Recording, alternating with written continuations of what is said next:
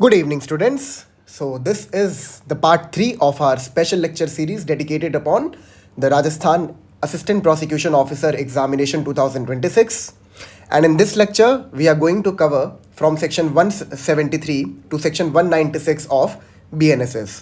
अब देखिए हमारा जो प्लान था वो ये था कि चैप्टर 5 को कंप्लीट करने के बाद हम लोग समन्स एंड वारंट्स में एंटर कर लें, लेकिन इट वुड बी प्रूडेंट कि अगर हम लोग अरेस्ट करने के बाद पहले इन्वेस्टिगेशन कंप्लीट कर लें। एंड आपका पूरा जो इन्वेस्टिगेशन का चैप्टर है ये प्रीलिम्स में आ रहा है, ठीक है, तो पहले इसको कंप्लीट कर लेते हैं बिकॉज दोनों को कनेक्ट करना थोड़ा आसान है।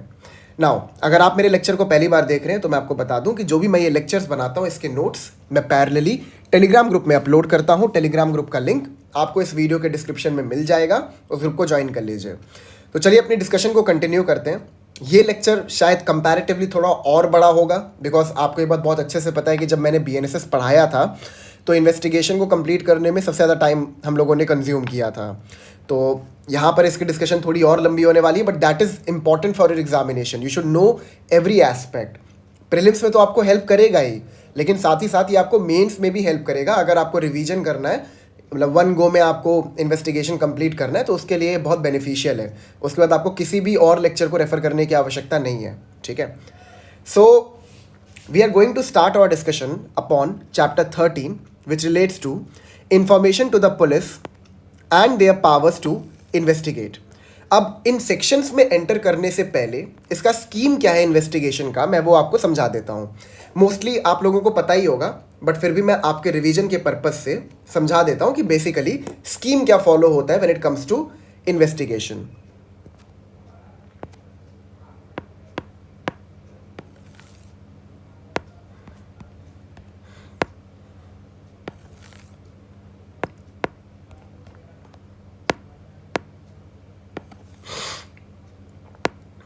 ओके, तो जब हम बात करते हैं चैप्टर 13 की,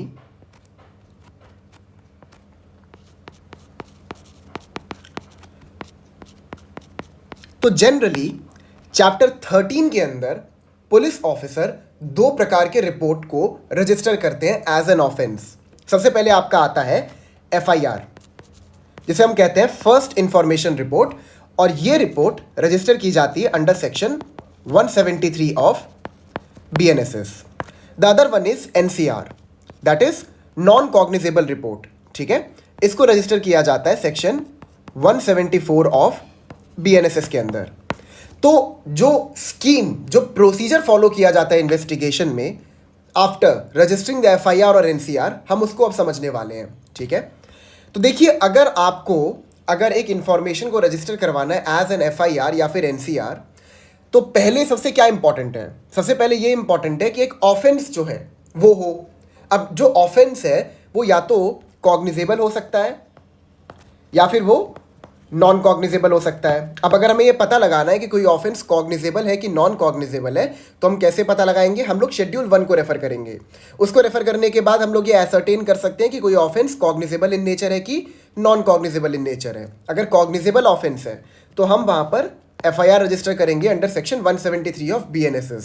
अगर नॉन कॉग्निजेबल ऑफेंस है तो वहाँ पर हम लोग NCR रजिस्टर करेंगे under section 174 BNSS। Along with that कुछ और इन्फॉर्मेशन मैं आपको बता दे रहा कि जब एक कॉग्निजेबल ऑफेंस की इंफॉर्मेशन को रजिस्टर किया जाता है तो वहाँ पर पुलिस ऑफिसर को एक कॉग्निजेबल ऑफेंस को इन्वेस्टिगेट करने के लिए कोई भी प्रायर परमिशन नहीं चाहिए मजिस्ट्रेट की।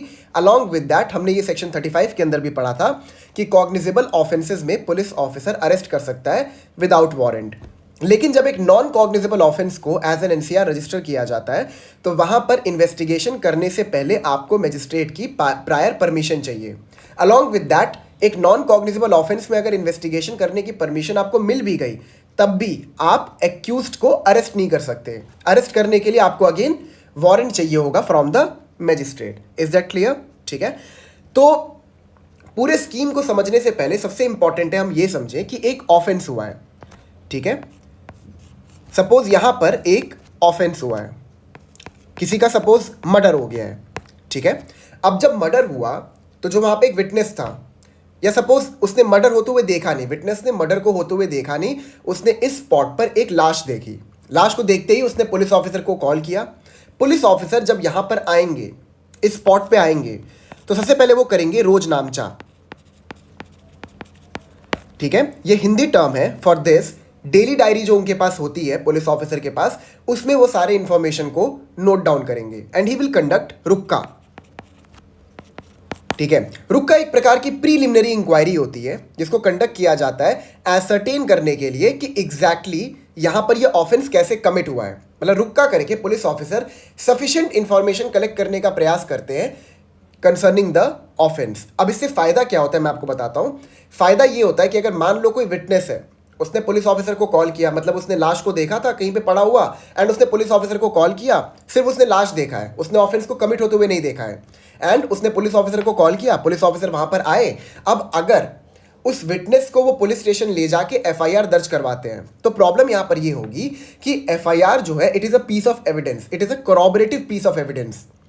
तो अगर बहुत ही कम इंफॉर्मेशन को वो एफआईआर में डालते हैं, तो इससे प्रॉब्लम यहां पर ये हो जाएगी कि एफआईआर जो कि एक पीस ऑफ एविडेंस है, उसकी एविडेंशियरी वैल्यू डिस्ट्रॉय हो जाएगी।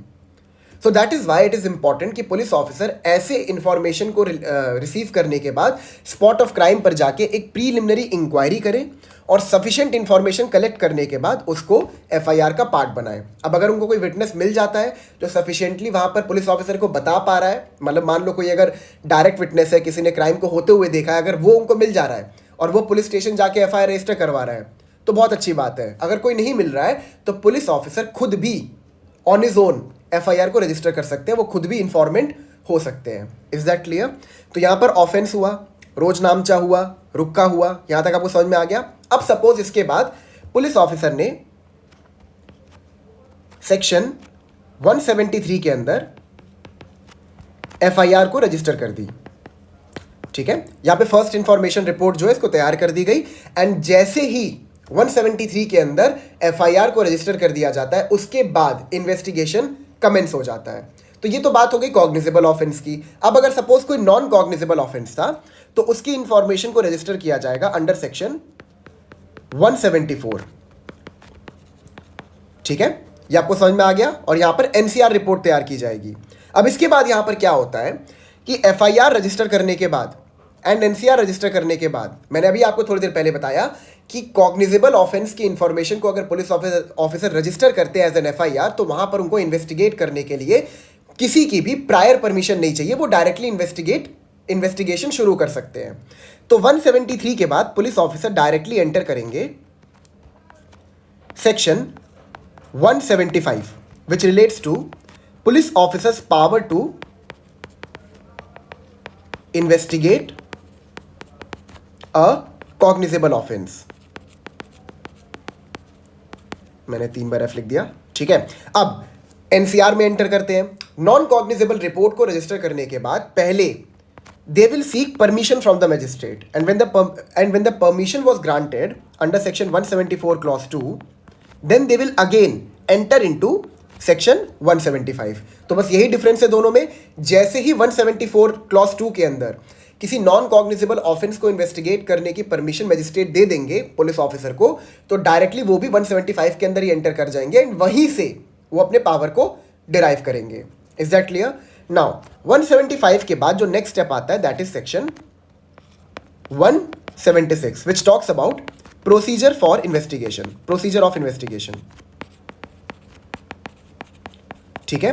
प्रोसीजर यहां पर यह बताता है 176 के अंदर कि या तो उस पर्टिकुलर ऑफेंस की investigation officer in charge of the police station खुद करेंगे, या तो वो अपने किसी सबऑर्डिनेट को डेप्यूट कर देंगे कि मेरे बिहाफ में जाके तुम इन्वेस्टिगेशन करो। अलॉन्ग विद दैट प्रोसीजर यहां पर यह भी इंक्लूड करता है कि पुलिस ऑफिसर जो है वो तुरंत ही इन्वेस्टिगेशन शुरू नहीं करेंगे। अगर उनको लगता है कि मैटर उतना सीरियस नहीं है, तो वो उसको थोड़ी देर के लिए ठंडे बक्से में डाल देंगे, एंड जो इंपॉर्टेंट मैटर्स है उनकी इन्वेस्टिगेशन को कंक्लूड करने के बाद उस लेस सीरियस मैटर की इन्वेस्टिगेशन को करेंगे। या तो वो ये कर सकते हैं, या तो वो ऑल टुगेदर इन्वेस्टिगेशन को रोक भी सकते हैं अगर उनको कोई प्राइमा फेसाई एविडेंस नहीं मिलता है। तो this is what the procedure for investigation. Then comes section 179 which relates to summoning of witnesses। अब सेक्शन 179 बीएनएसएस के अंदर हमने पुलिस ऑफिसर को यह पावर दी है कि वो किसी भी विटनेस को समन कर सकते हैं अगर उनको लगता है that particular witness is acquainted with the facts and circumstances of the case. ठीक है। तो अब उनको लग रहा है कि ये पर्टिकुलर इंडिविजुअल जो है, इसको पता है कि यहाँ पर ऑफेंस, मतलब ये ऑफेंस में एक बहुत क्रिटिकल रोल प्ले कर सकता है पता लगाने में कि किसने ये पर्टिकुलर ऑफेंस कमिट किया है, मतलब that particular individual is an evidence in himself, ठीक है। तो वो उसको समन कर सकते हैं उसके बयान को दर्ज करने के लिए, ठीक है। अब समन उन्होंने किया 179 के अंदर, लेकिन जो एग्जामिनेशन करने की पावर होती है that is under section 180 BNSS के अंदर जिन इंडिविजुअल्स को पुलिस ऑफिसर ने 179 के अंदर समन किया है उसको वो एग्जामिन कर सकते हैं। यहां तक आपको समझ में आ गया? एग्जामिन का मतलब यहां पर यही है, पूछताछ करना, ठीक है। अब बाकी इसके जो डिटेल्स है उसको हम लोग प्रोविजन में ही पढ़ेंगे, ठीक है। Then comes section 181, the most important provision of investigation. 181, 173, 187, 183, ये 4 प्रोविजंस बहुत इंपॉर्टेंट है आपके एग्जामिनेशन के लिए। मेंस में इससे भर भर के क्वेश्चंस आते हैं, तो इन 4 प्रोविजंस के ऊपर आपका एकदम अंधा कमांड होना चाहिए, सारे एस्पेक्ट्स आपको इसके पता होने चाहिए, ठीक है। Now what does section 181 of BNSS says? It says कि अगर पुलिस ऑफिसर इन्वेस्टिगेशन के दौरान किसी के भी स्टेटमेंट को रिकॉर्ड कर रहे हैं, ठीक है, तो उस स्टेटमेंट की ट्रायल के दौरान कोई भी एविडेंशियरी वैल्यू नहीं होगी। No evidentiary value during trial plus no signature. अभी मैं बहुत ही लूजली आपको बता रहा हूं, जब 181 हम लोग डिस्कस करेंगे तो वहां पे आपको डिटेल में समझा दूंगा। देखिए 181 बेसिकली ये कहता है कि जो भी स्टेटमेंट्स को पुलिस ऑफिसर इन्वेस्टिगेशन के दौरान रजिस्टर कर रहे हैं, ठीक है, जैसे कि 180 में वो एग्जामिनेशन करके विटनेसेस के स्टेटमेंट को राइट डाउन कर रहे हैं, ठीक है, उसको राइटिंग में रिड्यूस कर रहे हैं, तो उन स्टेटमेंट्स की ट्रायल के दौरान कोई भी एविडेंशियरी वैल्यू नहीं होगी। ये सेक्शन 181 कहता है। ऐसा क्यों?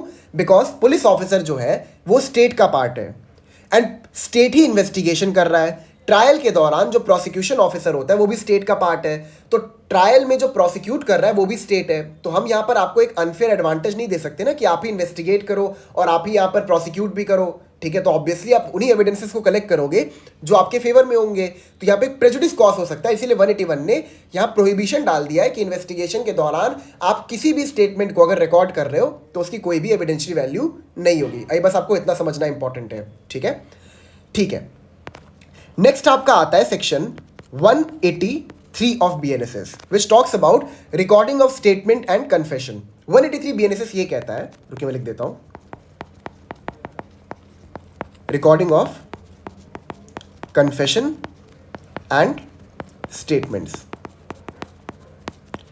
सेक्शन 183 ये बोलता है कि अगर हमें ये तो पता है कि 181 के अंदर एक प्रोहिबिशन डाला गया है कि किसी भी स्टेटमेंट को अगर आप इन्वेस्टिगेशन के दौरान रिकॉर्ड कर रहे हो, स्टेटमेंट में यहां पर कन्फेशन भी आ जाएगा। अगर एक्यूज्ड पुलिस ऑफिसर के सामने कन्फेशन भी दे रहा है तो उसकी भी कोई एविडेंशियरी वैल्यू नहीं होगी। ये चीज हमने सेक्शन 23 बीएसए के अंदर भी पढ़ा है कि पुलिस ऑफिसर को दिया गया कन्फेशन कोई भी एविडेंशियरी वैल्यू होल्ड नहीं करता है। लेकिन अब अगर मान लो एक्यूज्ड कोई स्टेटमेंट देना चाहता है या कोई कन्फेशन देना चाहता है और उसकी हम एविडेंशियरी वैल्यू क्रिएट करना चाहते हैं, तो पुलिस ऑफिसर के सामने दिया हुआ स्टेटमेंट या कन्फेशन कोई भी एविडेंशियरी वैल्यू कैरी करेगा नहीं। तो इसका सॉल्यूशन क्या है? इसका सॉल्यूशन है 183 बीएनएसएस। ये बोलता है कि जुडिशियल मजिस्ट्रेट फर्स्ट क्लास के पास आप एक्यूज को लेके जा सकते हो एंड वो उसके कन्फेशन या स्टेटमेंट को रिकॉर्ड कर सकते हैं एंड उन स्टेटमेंट और कन्फेशन की एविडेंशियरी वैल्यू भी होगी। अलॉन्ग विद दैट सिर्फ एक्यूज नहीं, विटनेसेस के स्टेटमेंट को भी जुडिशियल मजिस्ट्रेट फर्स्ट क्लास के सामने रिकॉर्ड करवाया जा सकता है एंड उन स्टेटमेंट्स की भी एविडेंशियरी वैल्यू होगी। Is that clear? नाउ अब देयर इज ए पॉसिबिलिटी कि हम चैप्टर 5 के अंदर भी एंटर कर लें। चैप्टर 5 का मतलब क्या? Arrest.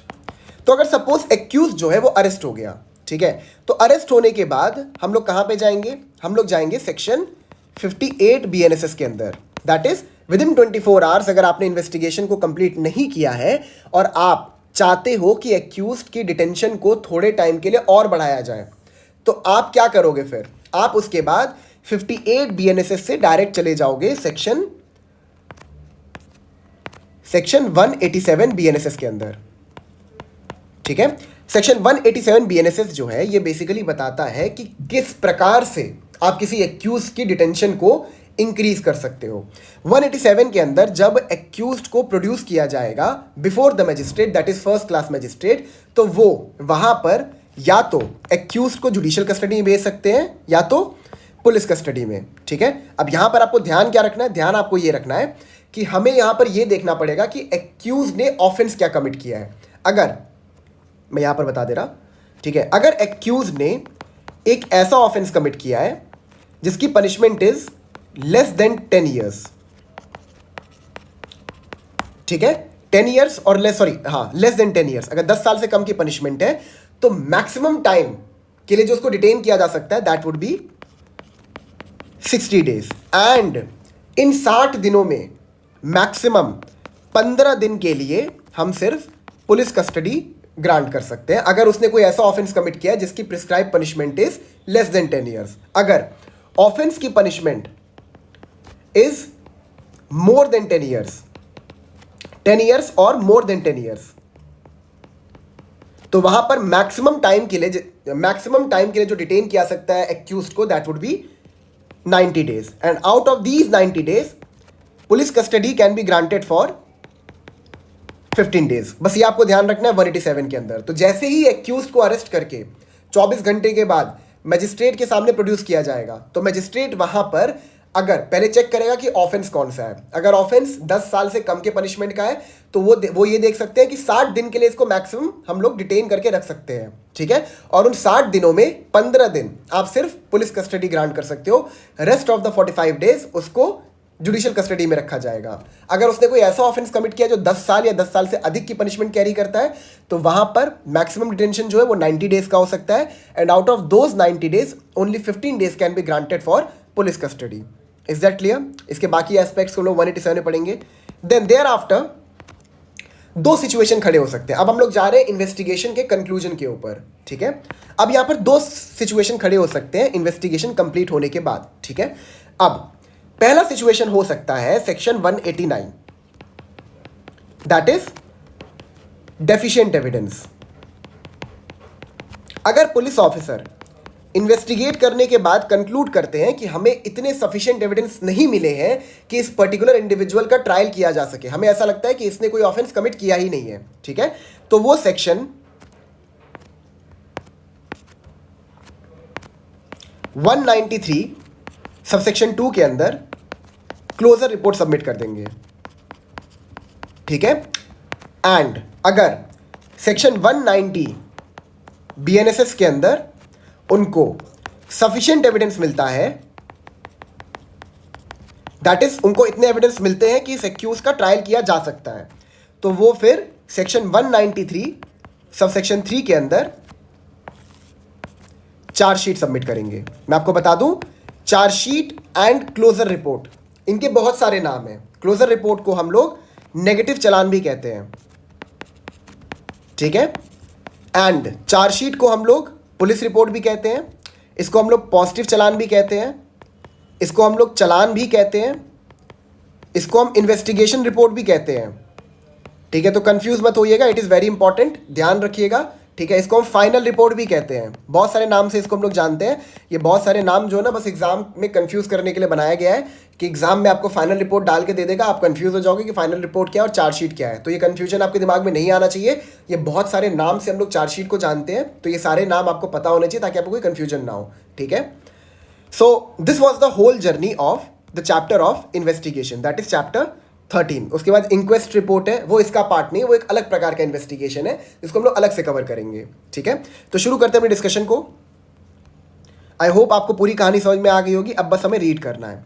Information in cognizable cases, every information relating to the commission of a cognizable offense irrespective of the area where the offense is committed may be given orally or by electronic communication to an officer in charge of a police station। ठीक है, यहां तक समझते हैं क्या बोल रहा है। सेक्शन 173 ये बोलता है कि अगर कोई कॉग्निजेबल ऑफेंस जो है वो कमिट हो चुका है, देखिए यहाँ पे टर्म यूज हुआ है कमीशन, ये ध्यान रखिएगा, कॉग्निजेबल ऑफेंस कमिट होने वाला है, हुआ नहीं है, तब आप एफआईआर रजिस्टर नहीं करवा सकते। तब आप कहां जाओगे, मैं दिखाया तो आपको, इवन तो ये एग्जाम में नहीं आएगा, तब आप सेक्शन 168 के अंदर जाओगे। मतलब आप पुलिस ऑफिसर को कॉल करोगे और बोलोगे कि हमको पता है कि एक बंदा है वो ऑफेंस कमिट करने वाला है, तो पुलिस ऑफिसर 168 के अंदर अपनी पावर को डिराइव करते हुए उस पर्टिकुलर इंडिविजुअल को एक कॉग्निजेबल ऑफेंस कमिट करने से रोक सकते हैं, एंड अलॉन्ग विद दैट उसको अरेस्ट भी कर सकते हैं सेक्शन 170 ऑफ बीएनएसएस के अंदर।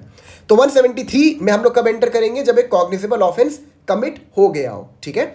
तो अगर यहां पर 173 क्या बोलता है, 173 बोलता है कि जब भी कोई इंडिविजुअल इंफॉर्मेशन लेके आएगा regarding the commission of a cognizable offence, ठीक है, डजेंट मैटर कि वो पर्टिकुलर ऑफेंस उस पुलिस स्टेशन के जुरिस्डिक्शन में कमिट किया गया हो या उसके जुरिस्डिक्शन से बाहर कमिट किया गया हो, आपको उस इंफॉर्मेशन को रजिस्टर करना पड़ेगा एज एन एफआईआर, ठीक है। जो ये लिखा हुआ है irrespective of the area where the offence is committed, इसको हम कहते हैं जीरो एफआईआर, ठीक है। मतलब किसी भी जुरिस्डिक्शन में ऑफेंस कमिट हुआ है, अगर वो कॉग्निजेबल इन नेचर है तो आप उसको किसी भी पुलिस स्टेशन में जाके रजिस्टर करवा सकते हो एज एन एफआईआर, ठीक है। अब यहां पर जो ये इंफॉर्मेशन है या तो ओरली दी जा सकती है और या तो इलेक्ट्रॉनिक कम्युनिकेशन के माध्यम से भी दी जा सकती है।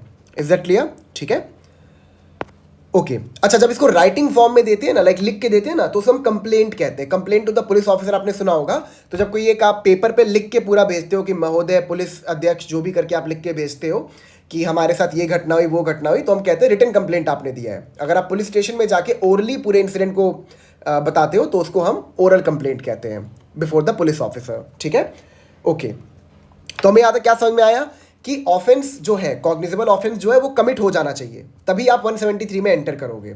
अलॉन्ग विद दैट ये इंपॉर्टेंट नहीं है कि आप सिर्फ जुरिस्डिक्शनल पुलिस स्टेशन में ही जाके एफआईआर को रजिस्टर कराओ, आप देश में किसी भी थाने में जाके अगर कोई कॉग्निजेबल ऑफेंस कमिट हुआ है तो उसकी इंफॉर्मेशन को रजिस्टर करवा सकते हो।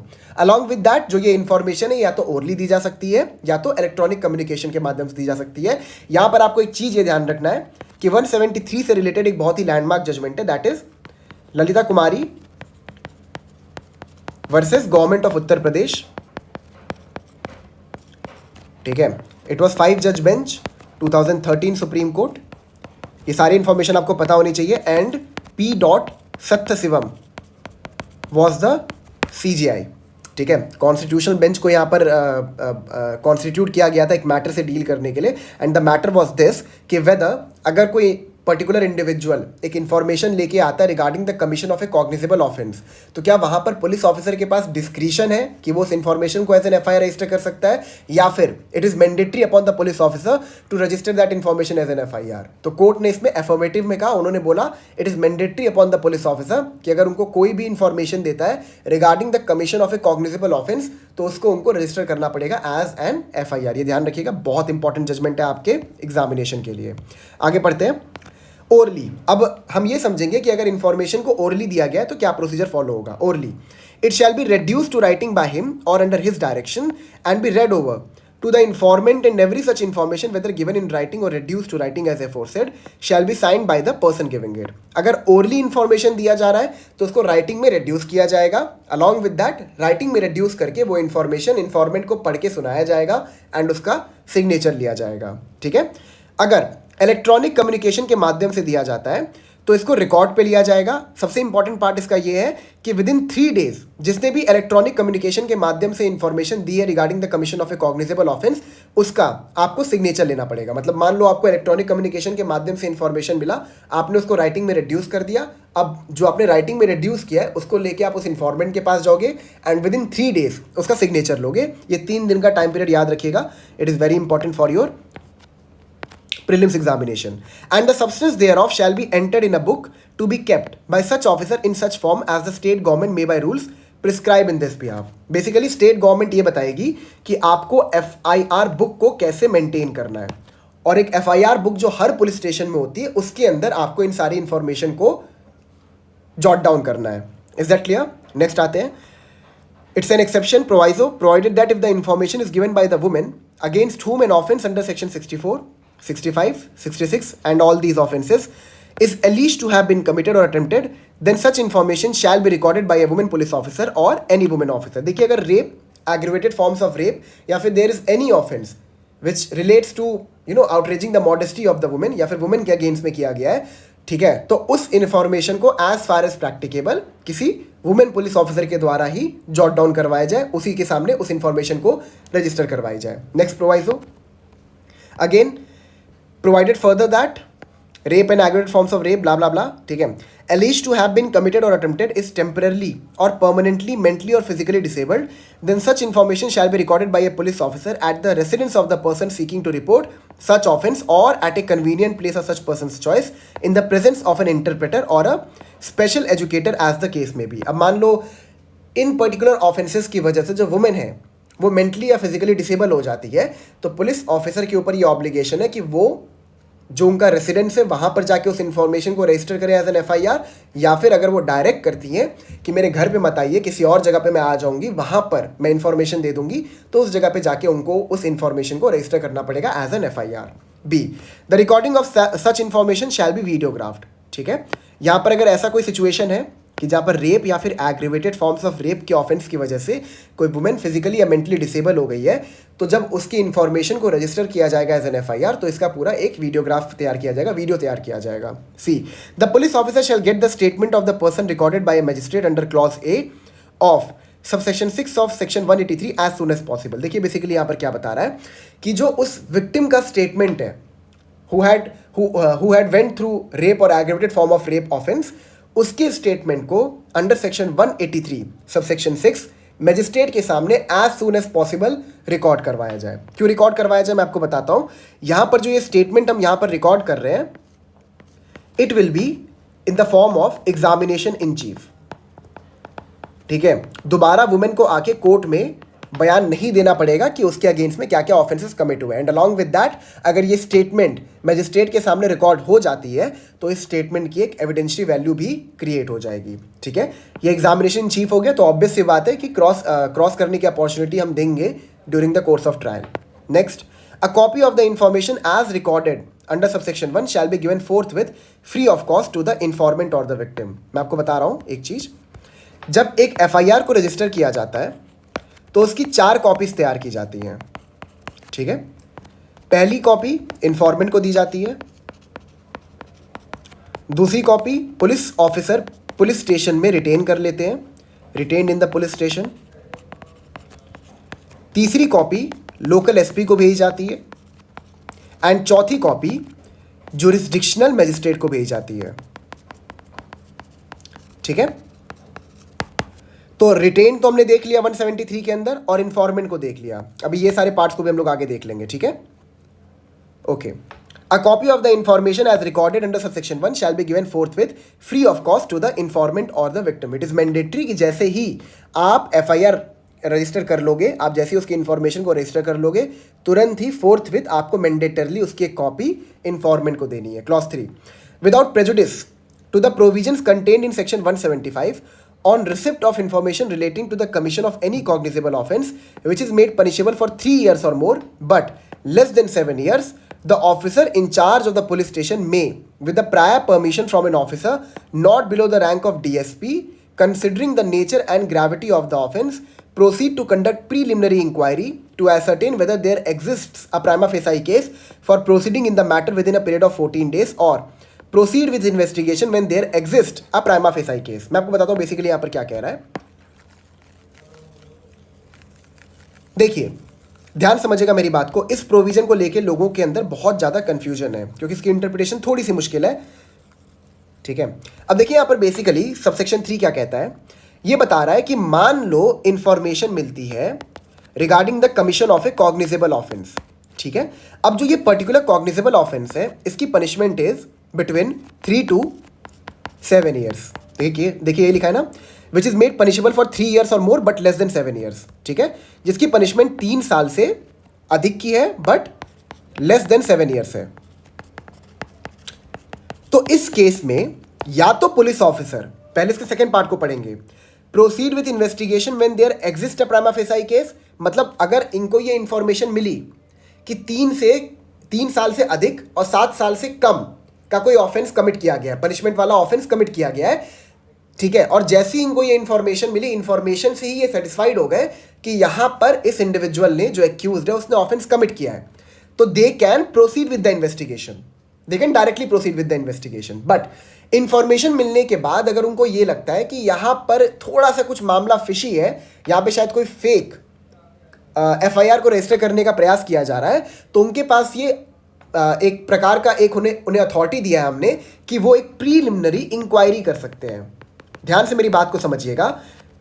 द टर्म यूज्ड इज ई वाला इंक्वायरी, ई वाला इंक्वायरी, नॉट आई वाला इंक्वायरी। दोनों में एक डिफरेंस होता है। जब हम कहते हैं आई वाला इंक्वायरी तो इसका मतलब होता है कि आपके पास कुछ डॉक्यूमेंट्स हैं, उसको आप पढ़ के इंटरप्रेट कर रहे हो, तो उसको हम इंक्वायरी कहते हैं, ठीक है। और जब आप जाके लोगों से पूछताछ करते हो तो उसको हम ई वाला इंक्वायरी कहते हैं। तो पूछताछ को हम ई वाला इंक्वायरी कहते हैं एंड डॉक्यूमेंट्स को पढ़ने को हम आई वाला इंक्वायरी कहते हैं। Is that clear? ठीक है, ओके। तो क्लॉज 3 यहां पर क्या बोलता है कि अगर आपको किसी ऐसे ऑफेंस के कमीशन की इंफॉर्मेशन मिलती है विच इज पनिशेबल विद 3 और more years of punishment but less than 7 years, तो वहां पर अगर प्राइमा फेसाई आपको उस इंफॉर्मेशन से ही लग जाता है कि यहां पर ऑफेंस कमिट हुआ है तो आप डायरेक्टली इन्वेस्टिगेशन शुरू कर दो। बट आपको लगता है कि यहां पर एक इंक्वायरी करने की आवश्यकता है, ई वाली इंक्वायरी करने की आवश्यकता है, तो पहले आपको एक प्रायर परमिशन रिसीव करना पड़ेगा फ्रॉम द डीएसपी, ठीक है। और जब डीएसपी आपको परमिशन दे देंगे देन आप क्लॉज 1 में एंटर करोगे एंड दैट इज आप एक प्रीलिमिनरी इंक्वायरी को कंडक्ट करोगे एंड ये इंक्वायरी आपको विद इन 14 डेज कंप्लीट करना है एंड अपना ओपिनियन फॉर्म करना है कि कोई प्राइमा फेसाई केस बन रहा है कि नहीं बन रहा है। एक बार दोबारा इसको पढ़ लेते हैं। Without prejudice to the provisions contained in section 175 on receipt of information relating to the commission of any cognizable offence which is made punishable for 3 years or more but less than 7 years, the officer in charge of the police station may, देखिए may use हुआ है ना, उनके पास discretion है कि वो एक inquiry कर भी सकते हैं या तो वो डायरेक्टली इन्वेस्टिगेशन कमेंस कर सकते हैं। May with the prior permission from an officer not below the rank of DSP considering the nature and gravity of the offence proceed to conduct preliminary inquiry to ascertain whether there exists a prima facie case for proceeding in the matter within a period of 14 days or proceed with investigation when there exists a prima facie case। इसका मतलब यहाँ पर ये नहीं है कि 14 दिन का इन्होंने इंक्वायरी करने के बाद अपना ओपिनियन फॉर्म कर लिया and then they started the investigation. नहीं, या तो वो डायरेक्टली इन्वेस्टिगेशन कमेंस कर सकते हैं या तो वो डीएसपी की परमिशन लेके एक प्रीलिमिनरी इंक्वायरी कंडक्ट कर सकते हैं। Is that clear? क्लॉज 4 पे आते हैं। Any person aggrieved by a refusal on the part of an officer in charge of a police station to record the information referred to in subsection 1 may send the substance of such information in writing and by post to the superintendent of police who, if satisfied that such information discloses the commission of a cognizable offence, shall either investigate the case himself or direct an investigation to be made by any police officer subordinate to him in the manner provided by this Sanhita, and such officer shall have all the powers of an officer in charge of the police station in relation to that offence, failing which such aggrieved person may make an application to the magistrate। मैं आपको एक बात बताता हूँ, बहुत ध्यान से मेरी बात को समझिएगा, ठीक है।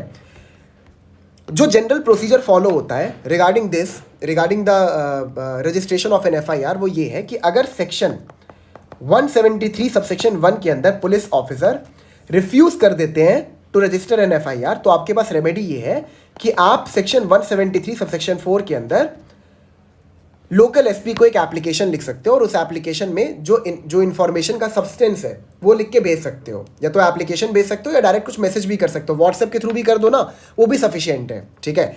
ये कर सकते हो। एज ए रेमेडी आपको दिया गया है कि अगर पुलिस ऑफिसर मना कर दे एफआईआर को रजिस्टर करने से तो आप लोकल एसपी को अप्रोच कर सकते हो कि उन्होंने एफआईआर को रजिस्टर करने से मना किया है, जिसके बाद लोकल एसपी उसको एज एन एफआईआर रजिस्टर करके खुद भी इन्वेस्टिगेशन कर सकता है या तो डायरेक्शन दे सकता है पुलिस ऑफिसर को कि आप इसको रजिस्टर करो एंड देन इन्वेस्टिगेशन करो। अगर मान लो लोकल एसपी नहीं मना कर दिया तो आप सेक्शन 175 सबसेक्शन 3 के अंदर जुरिस्डिक्शनल मैजिस्ट्रेट को अप्रोच कर सकते हो, ठीक है, for the registration of an FIR, ठीक है। Now next is section 223। अगर इन्होंने भी मना कर दिया जुरिस्डिक्शनल मैजिस्ट्रेट ने एफआईआर रजिस्टर करने से तो आप एक डायरेक्ट प्राइवेट कंप्लेंट फाइल कर सकते हो बिफोर द मैजिस्ट्रेट, ठीक है। अब अगर प्राइवेट कंप्लेंट लेने से ही मना कर दिया मैजिस्ट्रेट साहब ने तो आप सेक्शन 528 बीएनएसएस के अंदर जो हाईकोर्ट के पास इनहेरेंट पावर है उसको एक्सरसाइज करते हुए हाईकोर्ट से डायरेक्शन ले सकते हो regarding the registration of the FIR, ठीक है। तो आपके पास यहाँ पे 4 रेमेडीज हैं। अगर पुलिस ऑफिसर मना करते हैं एफआईआर को रजिस्टर करने से तो पहले आप 173 क्लॉज 4 के अंदर एसपी को यहाँ पर एक एप्लीकेशन लिखोगे, वो भी मना कर देते हैं तो आप मजिस्ट्रेट को अप्रोच कर सकते हो अंडर 175 क्लॉज 3। उन्होंने मना कर दिया तो अगेन आप मजिस्ट्रेट के पास एक प्राइवेट कंप्लेंट फाइल कर सकते हो। उन्होंने मना कर दिया तो फाइनली आप हाईकोर्ट को अप्रोच कर सकते हो अंडर सेक्शन 528 बीएनएसएस, जहाँ पर हाईकोर्ट अपनी इनहेरेंट पावर को इन्वोक करके आप डायरेक्शन दे देगा regarding the registration of FIR. Is that clear? ये क्लियर हो गया 173 क्लॉज 4? वेट, 174 पे आते हैं हम, एनसीआर के ऊपर, ठीक है। Information as to non cognizable cases and investigation of such cases. When information is given to an officer in charge of a police station of the commission within the limits of such station of a non-cognizable offence, he shall enter or cause to be entered the substance of the information in a book to be kept by such officer in such form as the state government may by rules prescribe in this behalf. मैं आपको बता दूं कि आप zero NCR register नहीं करवा सकते, ठीक है। आपको जुरिस्डिक्शनल पुलिस ऑफिसर को ही अप्रोच करना पड़ेगा जब आपके अगेंस्ट में कोई नॉन कॉग्निजेबल ऑफेंस कमिट हुआ है तो, ठीक है। और जो वो नॉन कॉग्निजेबल ऑफेंस की इंफॉर्मेशन है उसको पुलिस ऑफिसर एक एनसीआर बुक में एंटर कर देगा, ठीक है। और उस बुक का जो फॉर्मेट है वो कौन प्रिस्क्राइब करेगा? State government. आगे देखते हैं उसके बाद क्या होगा। And refer the informant to the magistrate, ठीक है। उसके बाद पुलिस ऑफिसर जो है वो इन्फॉर्मेंट को मैजिस्ट्रेट के पास रेफर कर देंगे जिसने नॉन कॉग्निजेबल ऑफेंस की इंफॉर्मेशन को पुलिस ऑफिसर को दिया है। आगे forward the daily diary report of all such cases fortnightly to the magistrate. Fortnightly का मतलब होता है विद इन 15 डेज, ठीक है। मतलब कि जो डेली डायरी मेंटेन करते हैं उसके अंदर जितने भी नॉन कॉग्निजेबल ऑफेंसेस को रजिस्टर किया गया है उसके रिपोर्ट को वो मैजिस्ट्रेट को फॉरवर्ड कर देंगे अलॉन्ग विद द इन्फॉर्मेंट, ठीक है। Now clause 2, no police officer shall investigate a non cognizable case without the order of a magistrate having power to try such case or commit the case for trial, ठीक है। तो यहां पर clause 2 यही simply आपको यही बता रहा है कि कोई भी पुलिस ऑफिसर किसी नॉन कॉग्निजेबल ऑफेंस को इन्वेस्टिगेट नहीं करेगा until and unless they receive a prior approval from the magistrate. Any police officer receiving such order may exercise the same power in respect of the investigation except the power to arrest without warrant as an officer in charge of a police station may exercise in a cognizable case. जब police officer को permission मिल जाएगी किसी non cognizable offence को investigate करने की तो वहां पर आफ्टर द परमिशन वो वही पावर को डिराइव करेगा जो कि वो एक कॉग्निजेबल ऑफेंस को इन्वेस्टिगेट करने में करता है। Clause 4, where a case relates to 2 or more offenses of which at least one is cognizable, the case shall be deemed to be a cognizable case, notwithstanding that the other offenses are non-cognizable. अगर multiple offences का FIR register करवाया जा रहा है किसी individual के द्वारा, ठीक है, तो वो जो मल्टीपल ऑफेंस है अगर उसमें suppose 5 offence non cognizable in nature है, ठीक है, बट एक ऑफेंस भी अगर कॉग्निजेबल है तो पूरे केस को हम लोग कॉग्निजेबल केस मानेंगे, ठीक है। और अगर ये कॉग्निजेबल केस है तो क्या आपको परमिशन चाहिए मैजिस्ट्रेट की इन्वेस्टिगेशन करने के लिए? द आंसर इज नो, नहीं चाहिए आपको, ठीक है। 175, police officers power to investigate cognizable case.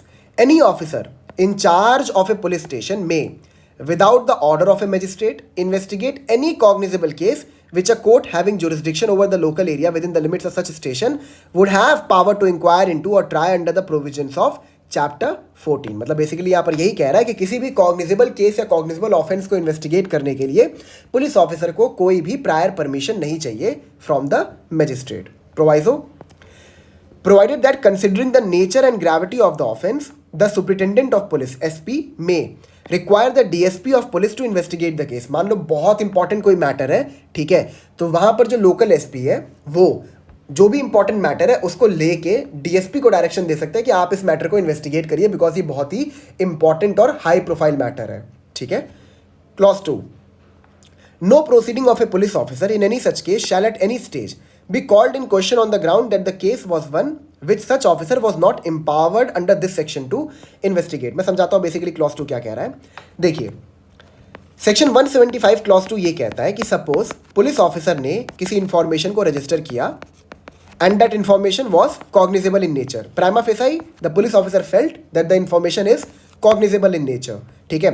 After investigating into the matter, he found out that the matter is that the offense is non-cognizable, ठीक है। अब नॉन कॉग्निजेबल ऑफेंस को investigate करने के लिए सेक्शन 174 क्लॉज 3 के अंदर पुलिस ऑफिसर को प्रायर परमिशन चाहिए मैजिस्ट्रेट की। अब उन्होंने बिना प्रायर परमिशन के एक इंफॉर्मेशन को कॉग्निजेबल समझ के उसका इन्वेस्टिगेशन कर दिया, बाद में पता चला कि ये तो नॉन कॉग्निजेबल है। तो अगर बाद में कोई ऐसी सिचुएशन खड़ी हो जाती है तो हम वहां पर पुलिस ऑफिसर को क्वेश्चन नहीं करेंगे कि आपने इस मैटर को इन्वेस्टिगेट क्यों कर दिया, ठीक है। हम वहां पर पुलिस ऑफिसर के ऊपर कोई भी उंगली नहीं उठाएंगे अगर उन्होंने कोई भी इन्वेस्टिगेशन जो है वो किया है तो। Is that clear? Next 175 clause 3, any magistrate empowered under section 210 may, after considering the application supported by an affidavit made under subsection 4 of section 173 and after making such inquiry as it thinks necessary and submission made in this regard by the police officer, order such an investigation as above mentioned. मैंने आपको बताया ना कि 173 clause 4 के अंदर आपकी पहली remedy है कि आप लोकल एसपी को अप्रोच कर सकते हो. देन 175 क्लॉज 3 के अंदर आपके पास सेकेंड रेमेडी है अगर एफआईआर को रजिस्टर करने से लोकल एसपी मना कर दे. ठीक है, वहां पर प्रॉपरली एक हियरिंग कंडक्ट की जाएगी मजिस्ट्रेट साहब के द्वारा. ठीक है, वो वहां पर पुलिस ऑफिसर को भी समन करेंगे, उनका बयान दर्ज करेंगे, आपके बयान को दर्ज करेंगे एंड देन देयर आफ्टर वो कंक्लूड करेंगे कि यहां पर एफआईआर को दर्ज करवाना है कि नहीं करवाना है. देखिए यहाँ पे टर्म क्या यूज हुआ है, order such an investigation as above mentioned. यहाँ पे कहीं ये नहीं लिखा है order the registration of FIR या फिर order the registration of the cognizable offence as an FIR. कुछ भी ये लिखा नहीं है, यहाँ लिखा है ऑर्डर सच एन इन्वेस्टिगेशन. देखिए ये टर्म लिखने का मतलब यहाँ पर ये है कि आप इन्वेस्टिगेशन तो तभी करोगे ना जब पहले आप एफआईआर या फिर एनसीआर रजिस्टर कर लोगे.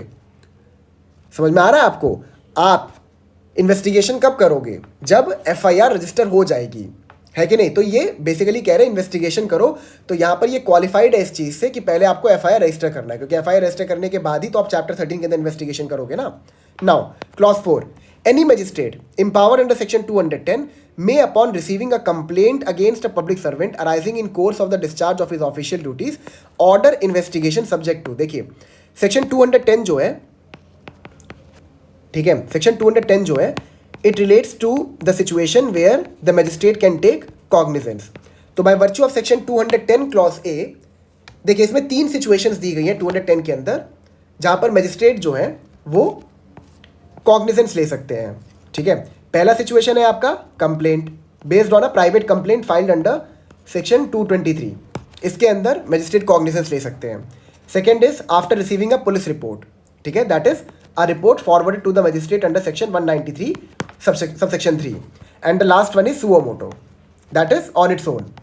तो 3 सर्कमस्टांसेस में मैजिस्ट्रेट जो है वो कॉग्निजेंस ले सकते हैं अंडर सेक्शन 210. ठीक है, ओके. तो क्लॉज 4 क्या कहता है, any magistrate empowered to take cognizance under section 210 may, upon receiving a complaint against a public servant arising in course of the discharge of his official duties, order investigation. अब अगर मान लो magistrate साहब को complaint मिलता है against a public servant और complaint में ये लिखा हुआ है कि इन्होंने कोई ऑफेंस कमिट किया है during the discharge of his official duties. ठीक है, तो यहां पर पहले मैजिस्ट्रेट साहब को किन किन चीजों का ध्यान रखना है. सब्जेक्ट टू क्या है, receiving a report containing facts and circumstances of the incident from the officer superior to him. सबसे पहले वो एक रिपोर्ट रिसीव करेंगे from the superior officer of that particular public servant.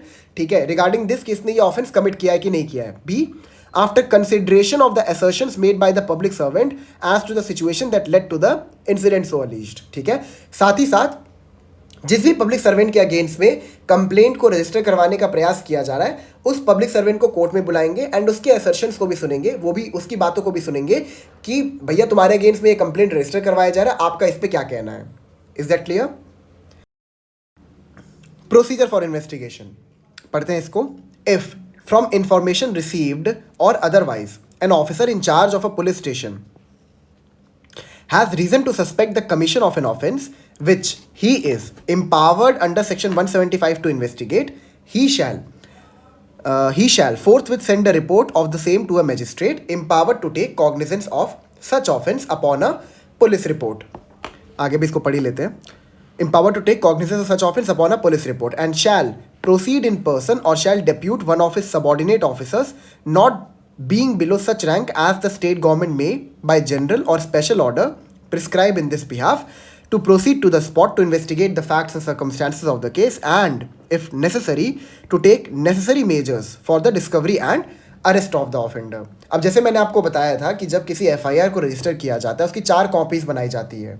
ठीक है, इन्फॉर्मेंट और पुलिस स्टेशन वाला हमने देख लिया, एसपी वाला हमने देख लिया एंड 176 के अंदर जो मैजिस्ट्रेट, जो मैंने आपको बताया था ना कि मैजिस्ट्रेट को भी एक कॉपी जाती है एफआईआर की, वो 176 के वर्च्यू से जाती है कि सबसे पहले आप एफआईआर को रजिस्टर करोगे, देन देयर आफ्टर आप एक कॉपी भेजोगे to the magistrate, to the jurisdictional magistrate and thereafter या तो आप इन्वेस्टिगेशन खुद शुरू कर सकते हो या तो आप अपने किसी सबऑर्डिनेट को डिप्यूट कर सकते हो जिसकी रैंक जो है कि कौन आपके बिहाफ में इन्वेस्टिगेशन कर सकता है ये स्टेट गवर्नमेंट प्रिस्क्राइब करेगा इन देयर रूल्स. ठीक है, इज दैट क्लियर? एक बार दोबारा पढ़ लेते हैं. If from information received or otherwise, an officer in charge of a police station has reason to suspect the commission of an offence which is empowered under section 175 to investigate.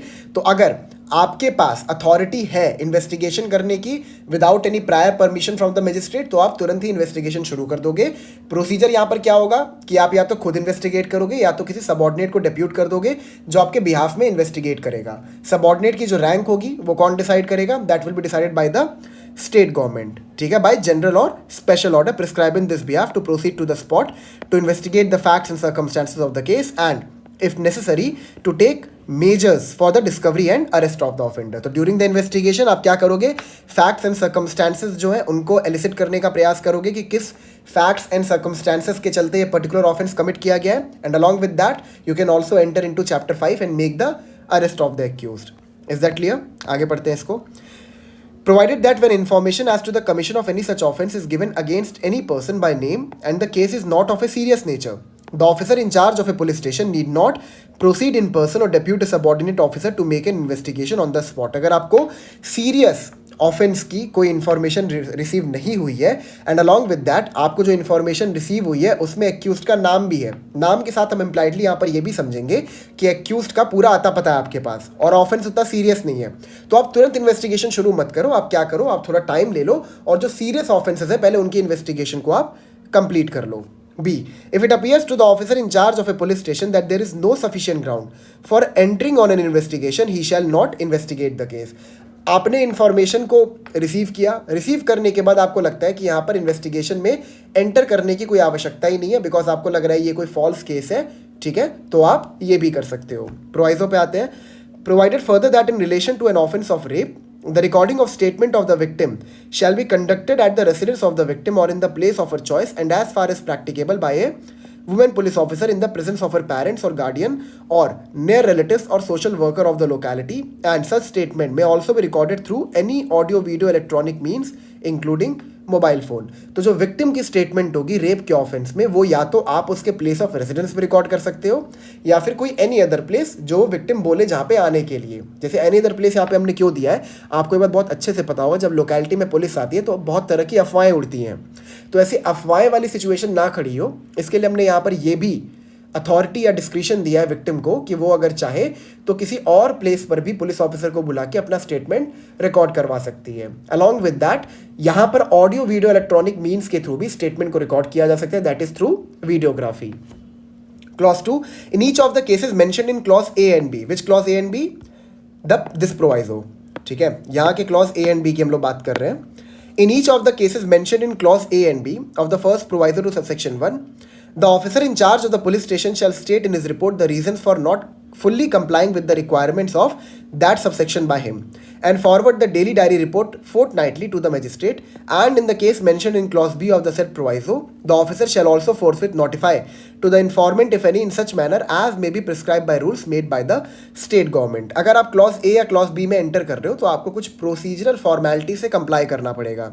अगर आप clause A में enter कर रहे हो तो with in 14-15 days आपको daily diary report magistrate को भेजनी पड़ेगी ताकि आप जस्टिफाई कर सके इस चीज़ को कि आपने इन्वेस्टिगेशन तुरंत कमेंट्स क्यों नहीं किया, क्योंकि डेली डायरी में हर इन्फॉर्मेशन एंटर किया जाता है कि आप किन मैटर्स की इन्वेस्टिगेशन कर रहे हो, आप किस टाइम पे कहाँ पे गए, तो आप जस्टिफाई कर सकते हो कि हमने इमिनेंटली इन्वेस्टिगेशन क्यों शुरू नहीं किया, हमने थोड़ा टाइम लेके क्यों इन्वेस्टिगेशन शुरू किया. और अगर आप क्लॉज बी में एंटर कर रहे हो, ठीक है, यानी कि आप इन्वेस्टिगेशन में एंटर ही नहीं कर रहे, तो आपकी ये रिस्पॉन्सिबिलिटी है कि जितना जल्दी हो सके आप इन्फॉर्मेंट को इन्फॉर्म करें कि हम इस मैटर को इन्वेस्टिगेट नहीं कर रहे, ताकि वो बाकी रेमेडीज़ को भी exhaust कर सके. That is, he can approach the local SP, then the magistrate, then a complaint to the magistrate, then the inherent powers of the High Court. Clause 3. On receipt of every information relating to the commission of an offence which is made punishable for 7 years or more, the officer in charge of a police station shall, from such date as may be notified within a period of 5 years by the state government in this regard, cause the forensic expert to visit the crime scene to collect forensic evidence in the offence and also cause videography of the process on mobile phone और any other electronic device. अब ये एक newly added provision है, ये पहले present नहीं था. यहाँ पर ये कह रहा है कि ऐसे ऑफेंसेस जिनकी पनिशमेंट 7 से अधिक साल की है, ठीक है, उन केसेस में आपको ये मैंडेटरली ये काम करना है कि फॉरेंसिक टीम को वहाँ पर भेज के जो भी फॉरेंसिक एविडेंस है उसको कलेक्ट करवाना है. अलॉन्ग विद दैट आपको उस पूरे एरिया की वीडियोग्राफी भी करनी है. यहाँ पे एक चीज़ लिखा है, from such date as may be notified within period of 5 years from by the state government. अब देखिए बात यहाँ पे ये है कि सारे स्टेट्स के पास फॉरेंसिक टीम की जो सुविधा है वो अवेलेबल नहीं है। तो यहाँ पे हम 5 साल का टाइम दे रहे हैं स्टेट गवर्नमेंट को कि वो 5 साल के अंदर फॉरेंसिक टीम की जो सुविधा है वो हर स्टेट में अवेलेबल करवाएं। प्रोवाइजो पे आते हैं। Provided that where forensic facility is not available in respect of any such offence, the state government shall, until the facility in respect of that matter is developed or made in the state, notify the utilization of such facility of any other state। अब इन 5 सालों में आपको forensic team की ज़रूरत है, ठीक है, और अभी तक फॉरेंसिक टीम की जो सुविधा है वो अवेलेबल नहीं हुई है, तो ऐसा थोड़ी कि आप फॉरेंसिक रिपोर्ट को तैयार ही नहीं करोगे। यहाँ पर क्या होगा, जिस स्टेट के पास नहीं है फॉरेंसिक टीम, वो अपने किसी नेबर स्टेट की फॉरेंसिक टीम को बुलवा सकते हैं अपने स्टेट में for the purpose of conducting the forensic examination and for the purpose of collecting the forensic evidences. Is that clear? 177 पे आते हैं। Report how submitted. Every report send to a magistrate under section 176 if the state government so directs be submitted through such superior officer of police as the state government by general or special order appoints in that behalf। जो 176 के अंदर वो report तैयार कर रहे हैं, कौन कौन सी रिपोर्ट? वो डेली डायरी वाली रिपोर्ट, ठीक है, जब आप इन्वेस्टिगेशन में एंटर नहीं कर रहे हो, ये सारी चीज़ें। तो जो ये रिपोर्ट है इनको भेजने का काम कौन करेगा? एक सुपीरियर ऑफिसर करेगा, एंड जो ये सुपीरियर ऑफिसर होगा इसकी रैंक को स्टेट गवर्नमेंट डिसाइड करेंगे। Such superior officer may give such instruction to the officer in charge of the police station as he thinks fit and shall, after recording such instruction on such report, transmit the same without delay to the magistrate। इसको समझाने कोई आवश्यकता नहीं है। 178 पे enter करते हैं। Power to hold investigation or preliminary inquiry। The magistrate, on receiving a report under section 176, may direct an investigation or, if he thinks fit, at once proceed or depute any magistrate subordinate to him to proceed to hold a preliminary inquiry into or otherwise to dispose of the case in the manner provided in this. सही था, मैंने आपको एक चीज़ शायद अच्छे से बताया नहीं था। 176 में अगर आप ए और बी दोनों में एंटर कर रहे हो, ठीक है, तो इसकी रिपोर्ट आपको मजिस्ट्रेट को भेजनी पड़ती है। स्पेसिफिकली अगर आप बी में एंटर कर रहे हो तो वहाँ पर आपको इन्फॉर्मेंट को भी फोर्थविथ नोटिफाई करना पड़ेगा। तो बी को लेके यहाँ पर 2 फॉर्मेलिटीज़ है, ठीक है, ए को लेके यहाँ पर सिर्फ एक ही फॉर्मेलिटी है।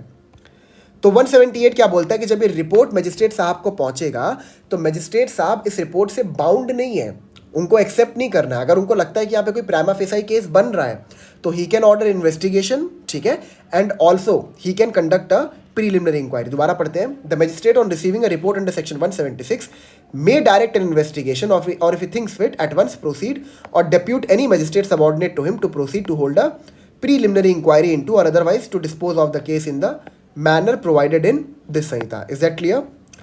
179 पे आते हैं अब, ठीक है, लेट्स रीड इट। ये मैंने आपको बताया था ना, इसके अंदर पुलिस ऑफिसर के पास इन्वेस्टिगेशन करने के दौरान समन करने की पावर होती है। Clause 1, any police officer making an investigation under this chapter. मैं आपको एक बात बता दूं, इन्वेस्टिगेशन जो है वो बहुत चैप्टर्स में होता है, ठीक है। जो आपका कंप्लेंट वाला चैप्टर है ना, उसके अंदर भी इन्वेस्टिगेशन होता है, लेकिन वहां पर जो इन्वेस्टिगेशन होता है उसके ऊपर चैप्टर 13 का प्रोसीजर अप्लाई नहीं होता है। तो सेक्शन 179 जो है ये सिर्फ और सिर्फ चैप्टर 13 का प्रोसीजर बता रहा है। मैं आपको बता दूं पहले ही, ठीक है। Any police officer making an investigation under this chapter may, discretion है, by order in writing require the attendance before himself of any person being within the limits of his own or any adjoining station who from the information given or otherwise appears to be acquainted with the facts and circumstances of the case and such person shall attend as so required। तो अगर आपको लगता है कि कोई individual जो है उसको ऑफेंस के रिगार्डिंग कुछ नॉलेज है, ठीक है, और वो पर्टिकुलर इंडिविजुअल या तो आपके जुरिस्डिक्शनल पुलिस स्टेशन में रहता है या तो आपके एडजॉइनिंग पुलिस स्टेशन के जुरिस्डिक्शन में रहता है, तो आप उसको रिटन ऑर्डर के थ्रू पुलिस स्टेशन में समन कर सकते हो। ध्यान रहे कि राइटिंग में ऑर्डर होना चाहिए, ओरली आप कॉल करके उसको नहीं बुला सकते, आपको राइटिंग में एक ऑर्डर भेजना पड़ेगा for the purpose of summoning that witness.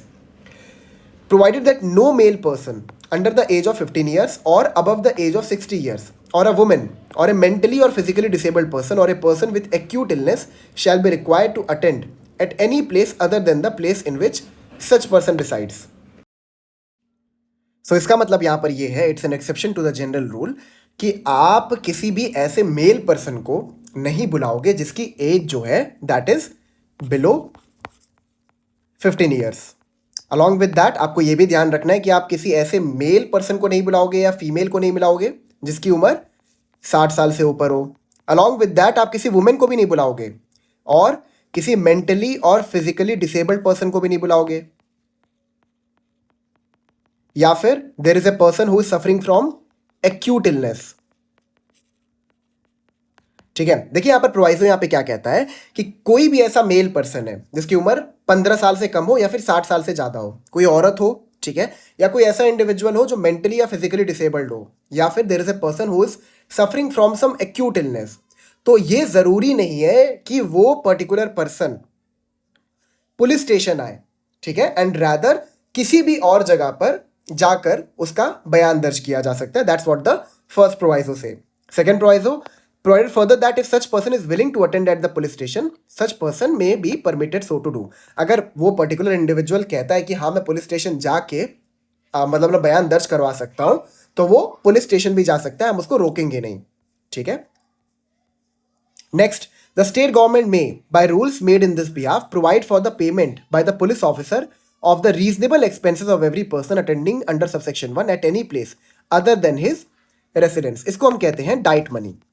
अगर किसी भी और जगह पर आप पुलिस ऑफिसर से मिलने जा रहे हो या फिर आप पुलिस ऑफिसर से पुलिस स्टेशन में मिलने जा रहे हो, तो यहां पर जो भी आपका खर्चा आएगा वो खर्चा पुलिस ऑफिसर बेयर करेगा, एंड इसको हम कहते हैं डाइट मनी, ठीक है। 180 पे आते हैं, examination of witnesses by police. अब 179 के अंदर समनिंग हो गया, 179 के अंदर हमने बुला लिया, 180 के अंदर इनका एग्जामिनेशन होगा। कैसे एग्जामिनेशन होगा इसको समझने का प्रयास करते हैं।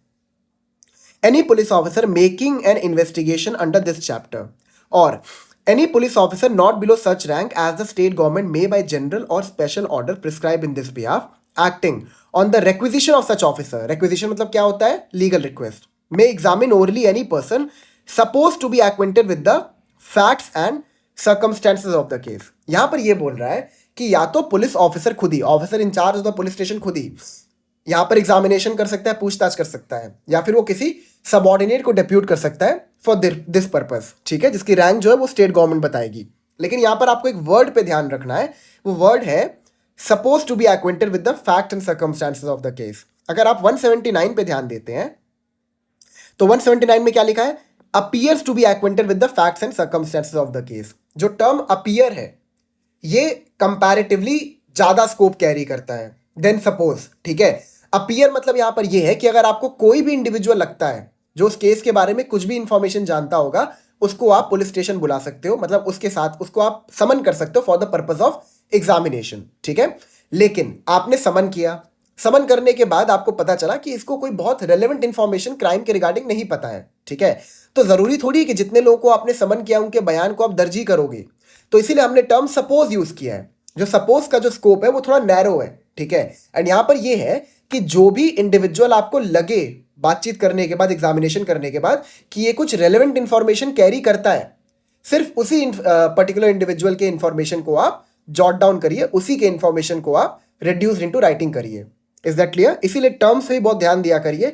यहां पर यूज हुआ है अपीयर्स। अपीयर्स मतलब क्या? आप किसी को बुला सकते हैं जो आपको लगता है, एंड सपोज का मतलब क्या? जो भी कोई रेलेवेंट इंफॉर्मेशन दे, खाली उसी के बयान को आप राइटिंग में रिड्यूस करिए, ठीक है। तो ये हमने डिस्क्रिप्शन दिया है पुलिस ऑफिसर को, suppose to be acquainted with the facts and circumstances of the case. Such person shall be bound to answer truly all questions relating to such case put to him by such officer other than questions the answer to which would have a tendency to expose him to a criminal charge or to a penalty or forfeiture। Clause 2 यहां पर यह कहता है कि जब आपसे कोई सवाल किया जाएगा तो आप बाउंड हो कि उसका सच सच जवाब दो, ठीक है, लेकिन आप ऐसे सवालों का जवाब देने के लिए बाउंड नहीं हो जो आपके अगेंस्ट में कोई क्रिमिनल चार्ज ला सकता है, ठीक है। तो यहां पर बेसिकली आर्टिकल 20 क्लॉज 2 को इनकॉर्पोरेट किया गया of the Indian constitution which talks about doctrine of self incrimination, ठीक है।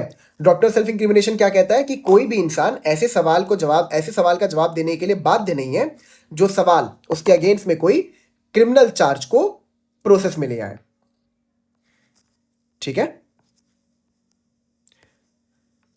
ओके, इसको लिख देता हूं, wait, self incrimination, doctrine of self incrimination. तो इसके प्रिंसिपल को यहां पर इनकॉर्पोरेट किया गया क्लॉज 2 के अंदर। Clause 3, the police officer may reduce into writing any statement made to him in the course of an examination under this section, and if he does so, he shall make a separate and true record of the statement of each such person whose statement he records।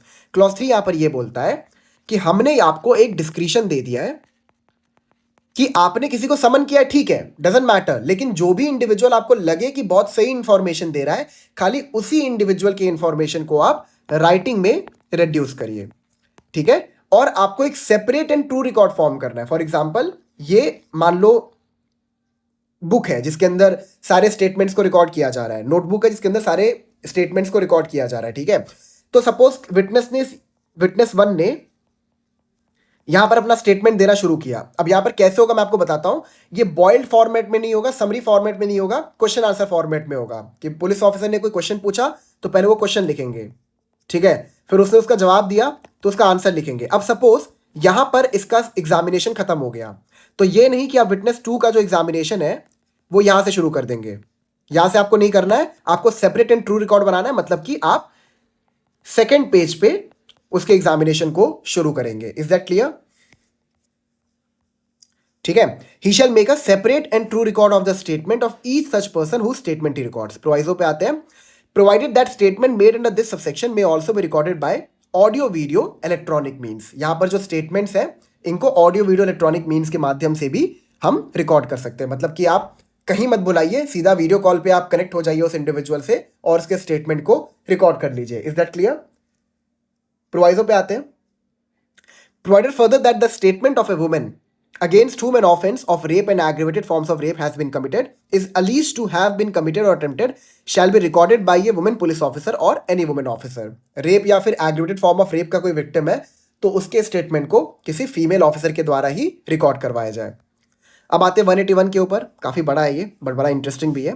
Section 181, no statement made by any person to a police officer in the course of an investigation under this chapter shall, if reduced to writing, be signed by the person making it, nor shall any such statement or any record thereof, whether in a police diary or otherwise, or any part of such statement or record be used for any purpose, save as hereinafter provided, at any inquiry or trial in respect of any offence under investigation at the time when such statement was made. अब देखिए 181 के regarding मैंने बहुत बड़ी discussion की थी अपने BNSS के लेक्चर में, तो मेरा सजेशन यही रहेगा उसको आप रेफर कर लीजिए, क्योंकि यहाँ पे बहुत लूजली बता रहा हूँ सिर्फ प्रीलिम्स के पर्सपेक्टिव से, ठीक है। तो सेक्शन 181 ये कहता है, ये बेसिकली एक प्रोहिबिटरी क्लॉज है, प्रोहिबिटरी प्रोविजन है।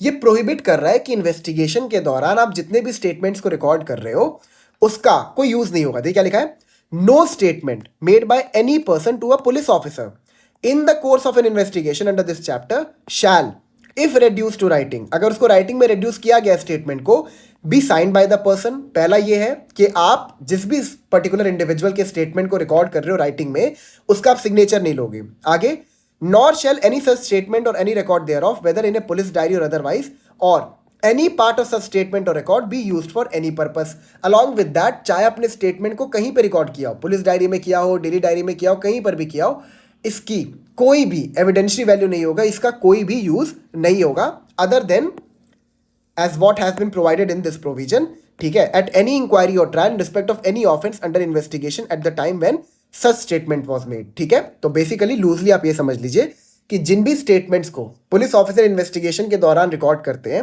ना उनके ऊपर सिग्नेचर लिया जाएगा, ना उनका कोई यूज होगा, ठीक है। यूज होगा वो प्रोवाइजो में बताया गया है, तो हम लोग अभी पढ़ेंगे, ठीक है। और ये मैंने आपको समझा दिया था कि इनका कोई यूज क्यों नहीं है, क्योंकि इन्वेस्टिगेशन जो है वो स्टेट करता है, प्रोसिक्यूशन भी स्टेट करता है, ठीक है। तो यहां पर क्या हो जाएगा, यहां पर हम एक अनड्यू एडवांटेज दे देंगे स्टेट को। अगर वही इन्वेस्टिगेशन कर रहे हैं, वही प्रोसिक्यूशन कर रहे हैं, तो ऑब्वियस बात है कि इन्वेस्टिगेशन के दौरान बायसनेस तो होगी, ठीक है। तो हम उस बायसनेस का जो एलिमेंट है ना, उसको डिस्ट्रॉय कर रहे हैं इस प्रोविजन को डाल के। Is that clear? प्रोवाइजो पे आते हैं।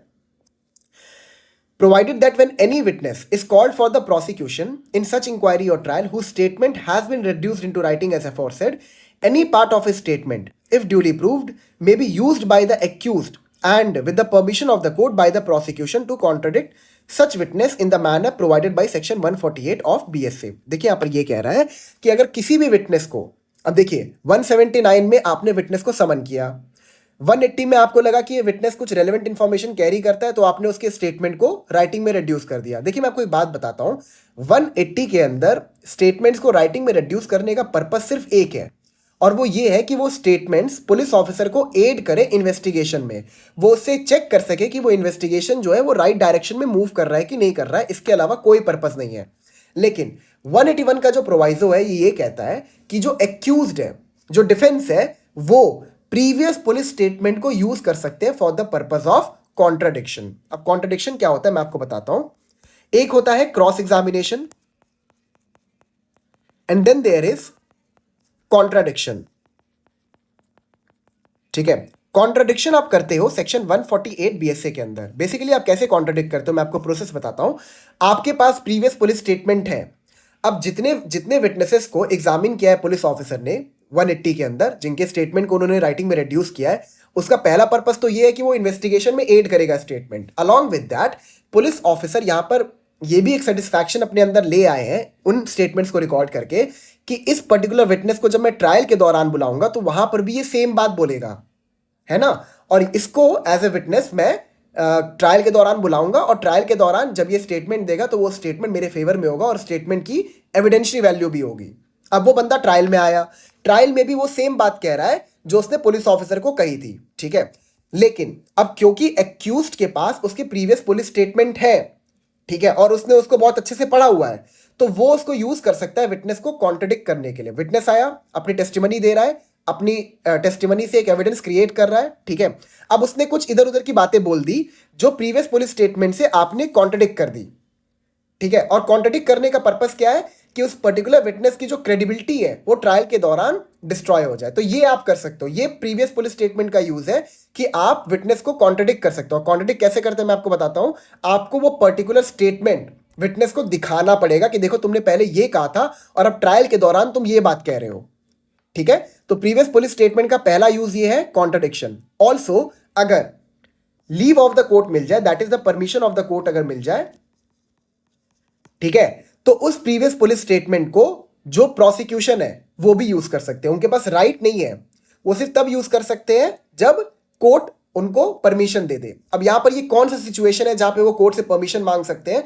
सपोज उस बंदे ने इन्वेस्टिगेशन के दौरान अपना स्टेटमेंट दिया, अब प्रोसिक्यूशन जो है वो काफी हद तक सेटिस्फाइड हो गया कि ये बंदा कोर्ट में भी आके सेम स्टेटमेंट देगा और हमारा केस स्ट्रांग होगा। कोर्ट में आके वो बंदा हॉस्टाइल हो गया एंड प्रोसिक्यूशन के अगेंस्ट में ही बोलना शुरू कर दिया, हॉस्टाइल हो गया एंड प्रोसिक्यूशन के अगेंस्ट में ही बोलना शुरू कर दिया।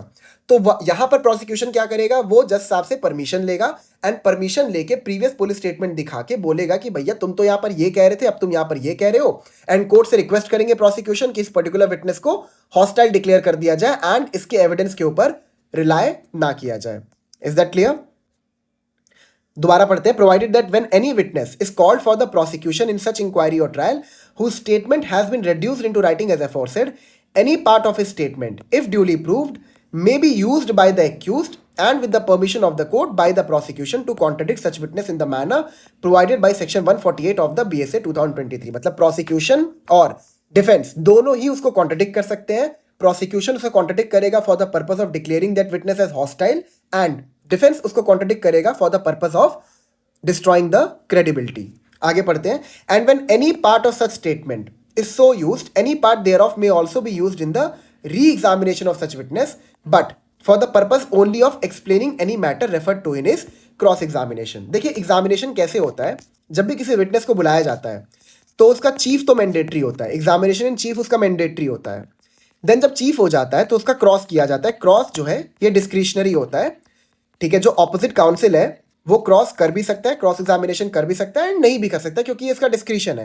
अब सपोज उसने क्रॉस किया एंड क्रॉस के दौरान उसने विटनेस को कॉन्ट्रडिक्ट कर दिया, ठीक है, प्रीवियस पुलिस स्टेटमेंट के बेसिस पर। तो जो उसने प्रीवियस पुलिस स्टेटमेंट विटनेस को दिखाया है उसको प्रोसिक्यूशन भी यूज कर सकता है for the purpose of re examination. देखिए क्रॉस के बाद ना उसका री एग्जामिनेशन हो सकता है, किसका, विटनेस का, जिसको कॉन्ट्रडिक्ट कर दिया गया है, ठीक है। तो री एग्जामिनेशन में भी जो प्रोसिक्यूशन है वो प्रीवियस पुलिस स्टेटमेंट को रेफर कर सकता है, लेकिन सिर्फ और सिर्फ समझाने के लिए कि वो वहां पर क्या बात कह रहा था, ठीक है। मतलब उसके पीछे का कंटेक्स्ट क्या है वो समझाने के लिए। अदर देन दैट वो पूरे पुलिस स्टेटमेंट को रेफर नहीं करेंगे, खाली उसी पार्ट को रेफर करेंगे जिसके थ्रू उस पर्टिकुलर विटनेस को कॉन्ट्रडिक्ट किया गया है। Is that clear?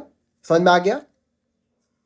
क्लॉज 2 पे आते हैं। Nothing in this section shall be deemed to apply to any statement falling within the provision of clause A of section 26 BSA 2023 or to affect the provision of the proviso to subsection 2 of section 23 of that अधिनियम। मैं आपको बताता हूं basically section 181 जो है ये direct prohibition देता है कि इन्वेस्टिगेशन के दौरान जितने भी स्टेटमेंट्स को रिकॉर्ड किया गया है उनकी कोई भी एविडेंशियरी वैल्यू नहीं होगी। ठीक है, अब इसके दो एक्सेप्शन और है। क्या एक्सेप्शन है? पहला है section 26 clause A, that is dying declaration.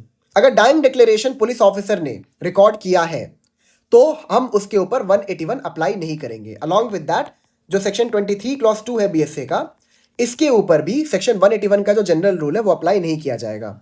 23 sub section 2 क्या है? This basically relates to discovery statement. मान लो एक्यूज्ड ने कोई ऐसा स्टेटमेंट दिया है जिससे किसी चीज की डिस्कवरी हो जाए। फॉर एग्जांपल डेड बॉडी कहां पे पड़ी हुई है, या फिर जिस पर्टिकुलर ऑब्जेक्ट से मैंने ऑफेंस कमिट किया था वो ऑब्जेक्ट मैंने कहां पर छुपाया है। अगर ऐसा कोई स्टेटमेंट है, ठीक है, तो ये एविडेंशियरी वैल्यू कैरी करता है और इसके ऊपर सेक्शन 181 का प्रोहिबिशन अप्लाई नहीं होगा। इन स्टेटमेंट्स को हम लोग एज एन एविडेंस कोर्ट में प्रोड्यूस कर सकते हैं, इवन दो इनको रिकॉर्ड किया गया है during the stage of chapter 13 of BNSS। Is that clear? समझ में आ गया आपको? तो 181 को एक बार ऊपर ऊपर समझ लेते हैं। हमने क्या समझा? पहली चीज, कोई भी स्टेटमेंट अगर आप रिकॉर्ड कर रहे हो during the course of investigation उसकी कोई एविडेंशियरी वैल्यू नहीं होगी। अलॉन्ग विद दैट उसके ऊपर आपको सिग्नेचर भी नहीं लेना है। ये हमने यहाँ पर एक रेस्ट्रिक्शन इंपोज किया है पुलिस ऑफिसर के ऊपर।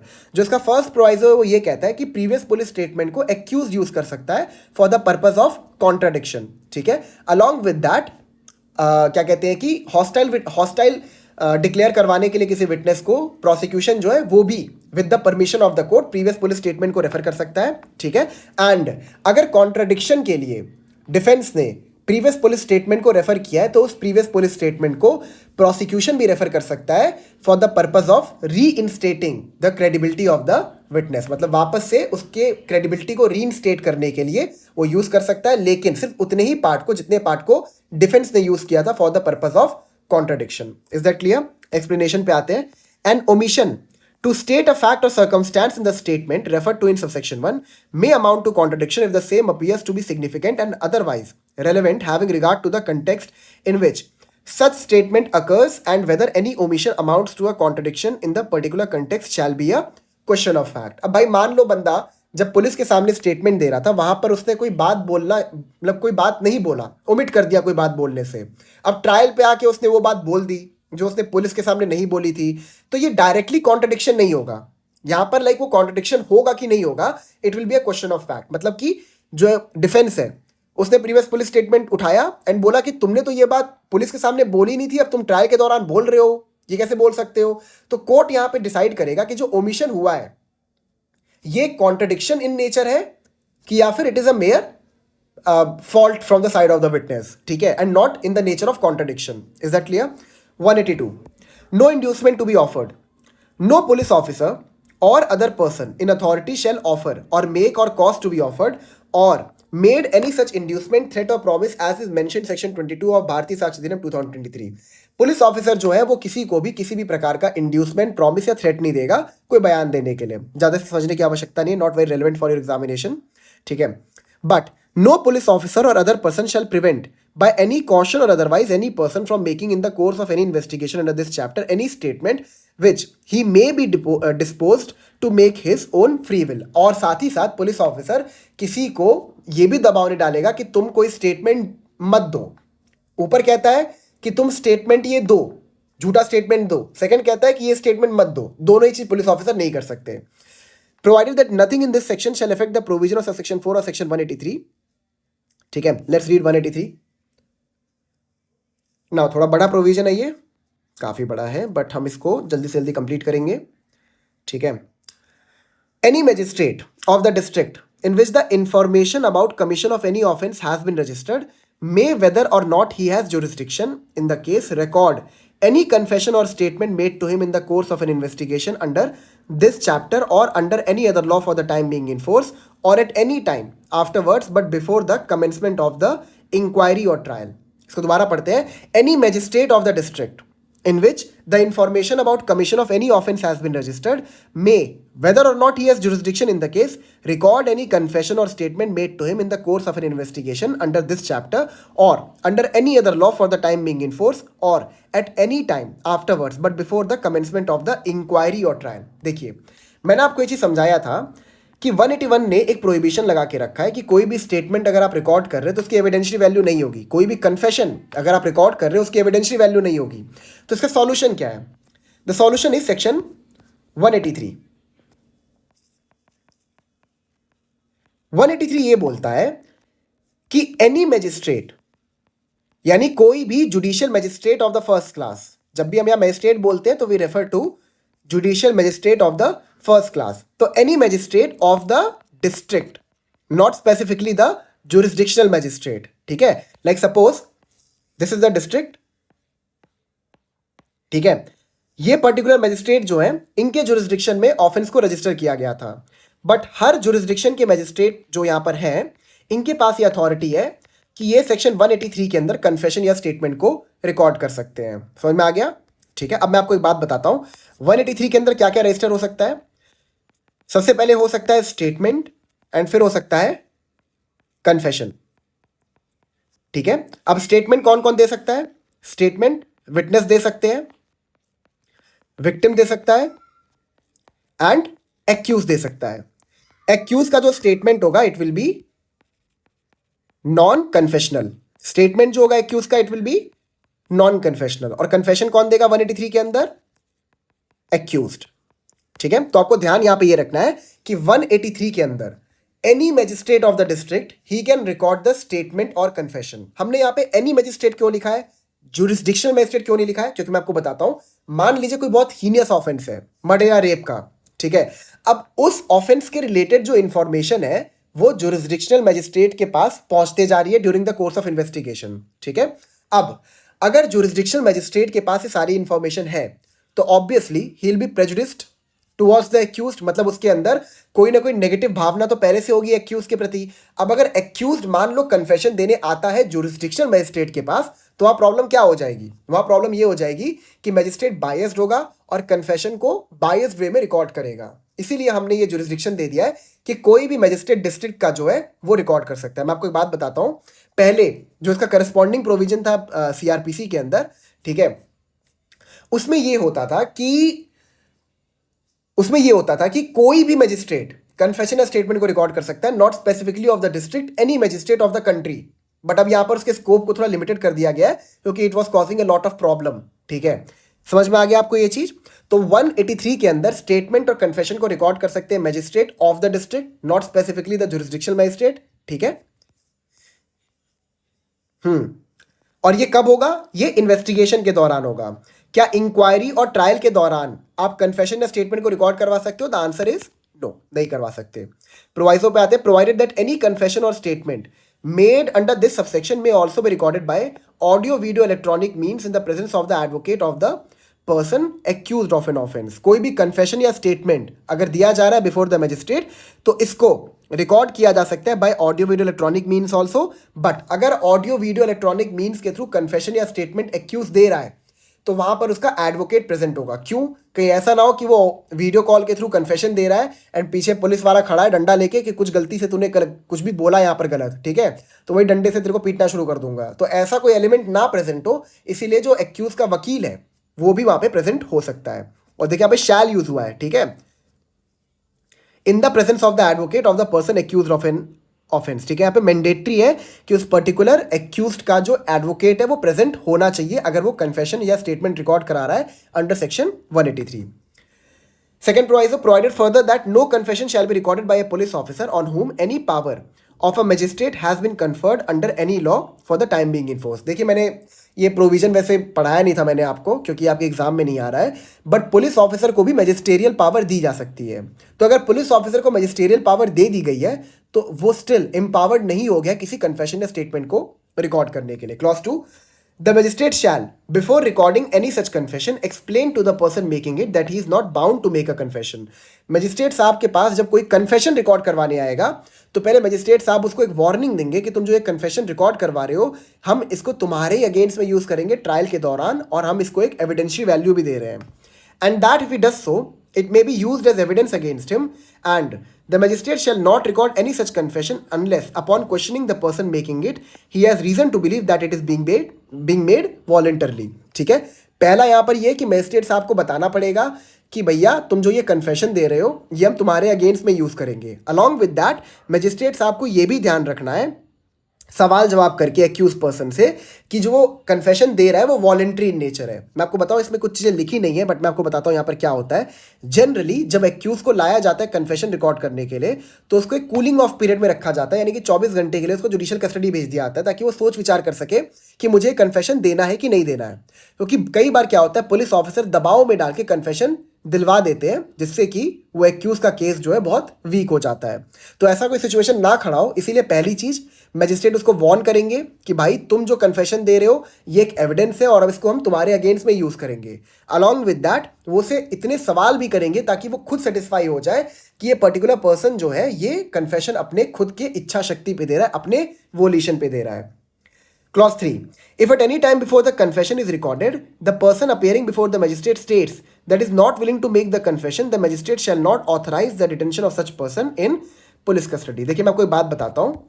कन्फेशन जब रिकॉर्ड होना शुरू होता है सारी फॉर्मेलिटी से कंप्लाई करने के बाद, that is the warning and that is after questioning. ठीक है, तो जब तक लास्ट में मैजिस्ट्रेट का और एक्यूज्ड का उस पर सिग्नेचर नहीं हो जाता है कन्फेशन के ऊपर, ठीक है, मैं फिर से बता रहा हूं, जब तक कि मैजिस्ट्रेट और एक्यूज्ड का यहां पर सिग्नेचर नहीं हो जाता है कन्फेशन के ऊपर तब तक हम ये नहीं बोलेंगे कन्फेशन पूरी तरह से रिकॉर्ड हो गया है. और सिग्नेचर करने से पहले अगर किसी भी पॉइंट पर एक्यूज्ड कहता है कि मुझे कन्फेशन नहीं देना है तो मैजिस्ट्रेट साहब तुरंत ही उस कन्फेशन को रिकॉर्ड करना बंद कर देंगे, डिस्ट्रॉय कर देंगे उस कन्फेशन को. एंड अलॉन्ग विद दैट उसकी जो कस्टडी है वो पुलिस कस्टडी नहीं जाएगी, वो जुडिशियल कस्टडी जाएगी. क्योंकि इम्प्लाइडली यहाँ पर निकल के ये आ रहा है कि उस पर्टिकुलर पर्सन के ऊपर दबाव डाला गया पुलिस ऑफिसर के द्वारा for the purpose of making the confession.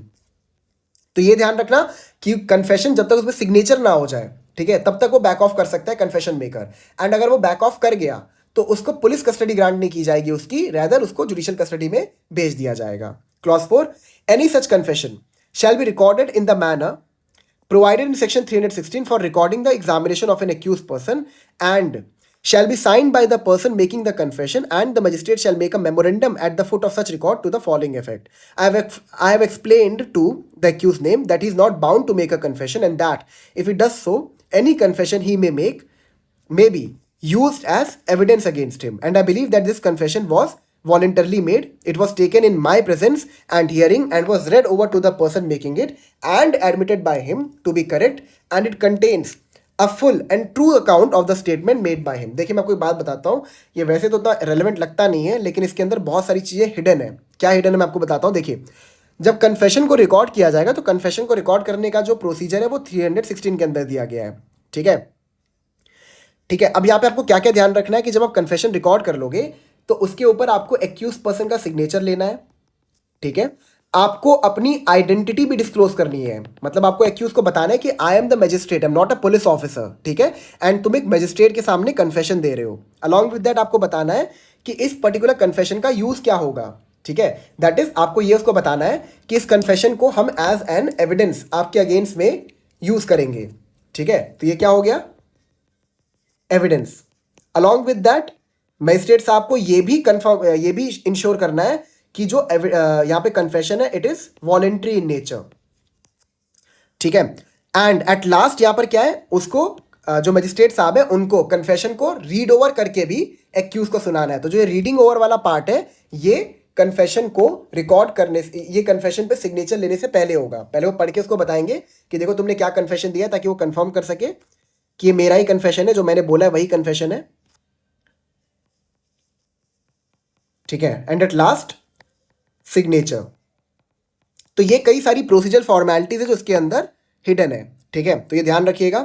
Clause 5 ये बहुत इंपॉर्टेंट आपके मेंस के लिए मैं आपको बता दे रहा हूं. ठीक है, any statement made under subsection 1 shall be recorded in such manner hereinafter provided for the recording of evidence as is in the opinion of the magistrate best fitted to the circumstances of the case, and the magistrate shall have power to administer oath to the person whose statement is so recorded. देखिए यहाँ पे statement की बात हो रही है, confession की नहीं, ठीक है।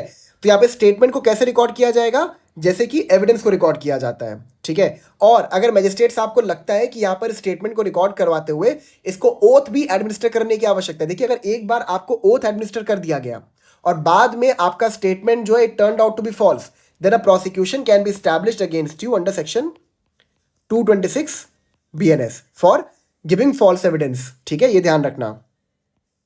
Clause 6, in cases punishable under rape and aggravated forms of rape, the magistrate shall record the statement of the person against whom such offense has been committed in the manner specified in subsection 5 as soon as the commission of the offense is brought to the notice of the police। अगर rape या फिर aggravated forms of rape का कोई भी offence किसी victim के against में commit किया गया है तो जितना जल्दी हो सके मैजिस्ट्रेट साहब को उसके स्टेटमेंट को रिकॉर्ड करना है as provided in section 183 subsection 5, ठीक है।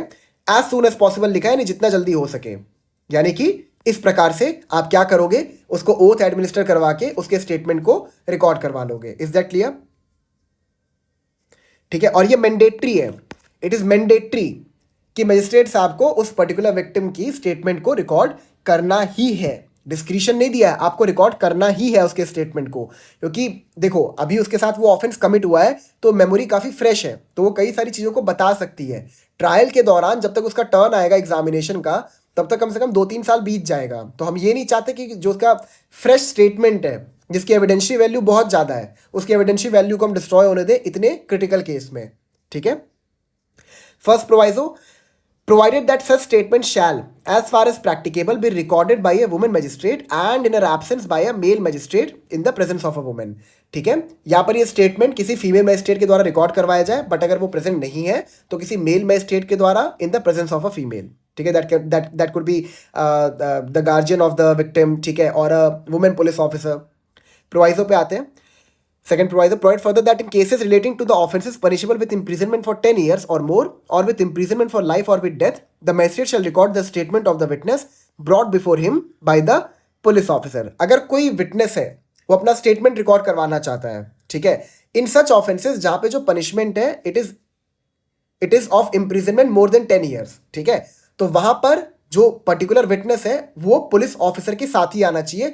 आउट ऑफ नो वेयर वो मैजिस्ट्रेट के सामने आके अपना स्टेटमेंट रिकॉर्ड नहीं करवा सकता। इट इज इंपॉर्टेंट कि he must be accompanied by the police officer if he wanted to give an statement in the cases where the punishment is more than 10 years, ठीक है। Third proviso, provided further that if the person making the statement is temporarily or permanently mentally or physically disabled, the magistrate shall take the assistance of an interpreter or a special educator in recording the statement. Not very relevant. Okay. Provided also that if the person making the statement is temporarily or permanently mentally or physically disabled, the statement made by the person with the assistance of an interpreter or a special educator shall be recorded through audio, video, electronic means, preferably by mobile phone. Not very relevant. B पे आते हैं, बहुत important है.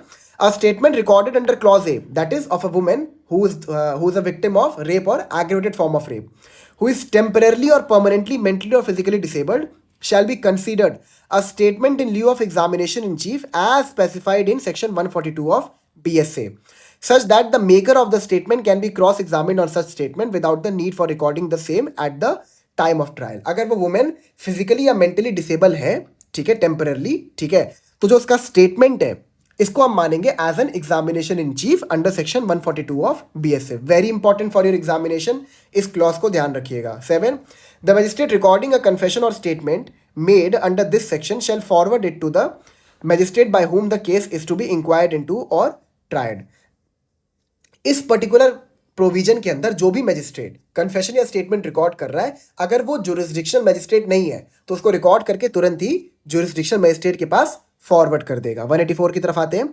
Medical examination of victim of rape, very important, where during the stage when an offense of committing rape or attempt to commit rape is under investigation, it is proposed to get the person of the woman with whom rape is alleged or attempted to have been committed or attempted examined by a medical expert.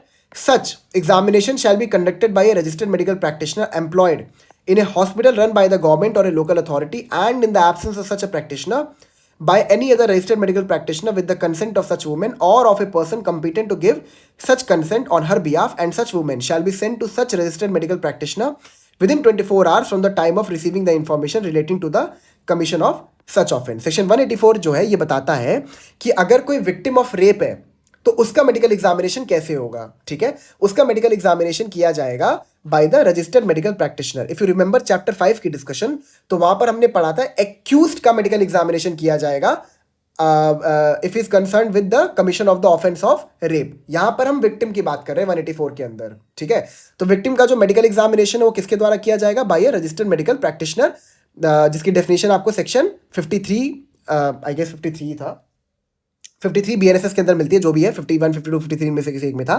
ठीक है, तो वहां पे इसकी definition दी गई कि registered medical practitioner कौन होगा. एंड अलॉन्ग विद दैट आपको ये भी इंश्योर कराना है कि आप वुमेन का मेडिकल एग्जामिनेशन नहीं कर सकते विदाउट हर कंसेंट. ठीक है, और अगर वो कंसेंट नहीं दे सकती, दैट इज अगर वो परमानेंटली या फिर टेम्परली फिजिकली या मेंटली डिसेबल्ड है, तो उसके बिहाफ में अगर कोई कंसेंट दे सकता है तो उसका कंसेंट ले लेंगे. ठीक है, एंड अलॉन्ग विद दैट आपको ये भी ध्यान रखना है कि ये जो मेडिकल एग्जामिनेशन है ये रेप की इंफॉर्मेशन मिलने के 24 आवर्स के अंदर आपको करवाना है. Is that clear? Clause 2, the registered medical practitioner to whom such woman is sent. ये छोड़ दो, ये बिल्कुल रेलिवेंट नहीं है. ठीक है, ये सब चीज़ें लाइक उनको लिख के देना पड़ेगा रिपोर्ट में. क्लॉज 3 पे आ जाइए. ठीक है, the report shall state precisely for reason for each conclusion arrived at. The report shall specifically record that the consent of the woman or of the person competent to give such consent on her behalf to such examination had been obtained. The exact time of commencement and completion of the examination shall also be noted in the report. The registered medical practitioner shall, within a period of 7 days, forward the report to the investigating officer, who shall forward it to the magistrate referred to in section 193 as part of the documents referred to in clause A of subsection 6 of that section. ठीक है, तो ये सारी चीज़ें आपको ascertain करनी है examination करके. ठीक है, साथ ही साथ आपको रीजंस बताने हैं कि आपने ये सारा कंक्लूजन क्यों ड्रॉ किया. ठीक है, उसके बाद आपको ये भी बताना है कि ये एग्जामिनेशन करने से पहले वुमेन का या उसके किसी कंपिटेंट पर्सन का जो उसके बिहाफ में कंसेंट दे सकता है, कंसेंट आपने ऑब्टेन किया है. एग्जैक्ट टाइम और कब एग्जामिनेशन खत्म हुआ है ये आपको लिखना है विदिन 7 डेज. ठीक है, आपको इन्वेस्टिगेटिंग ऑफिसर को रिपोर्ट भेजनी है मेडिकल एग्जामिनेशन की. ठीक है, who in turn will send the report forward the report before the magistrate. ठीक है, under section 193 clause A of subsection 6.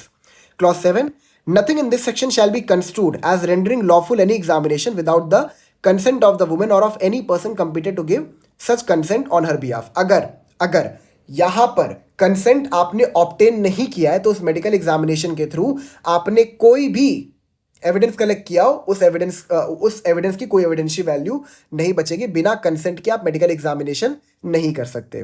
देखिए ये रहा रजिस्टर्ड मेडिकल प्रैक्टिशनर सेक्शन 51 के अंदर डिफाइंड है. ठीक है, ये ध्यान रखिएगा. Okay, section 185. एक काम करते हैं 185 से ना नेक्स्ट लेक्चर में कर लेते हैं पार्ट 4 में, बिकॉज अभी मेरे अंदर भी एनर्जी बची नहीं है आगे का पार्ट बताने के लिए. ठीक है, तो 185 को हम लोग नेक्स्ट लेक्चर में कंटिन्यू करेंगे पार्ट 4 में. ठीक है, और नेक्स्ट लेक्चर में इन्वेस्टिगेशन कंप्लीट हो जाएगा. Then thereafter we will move towards section 63 to 93 of BNSS.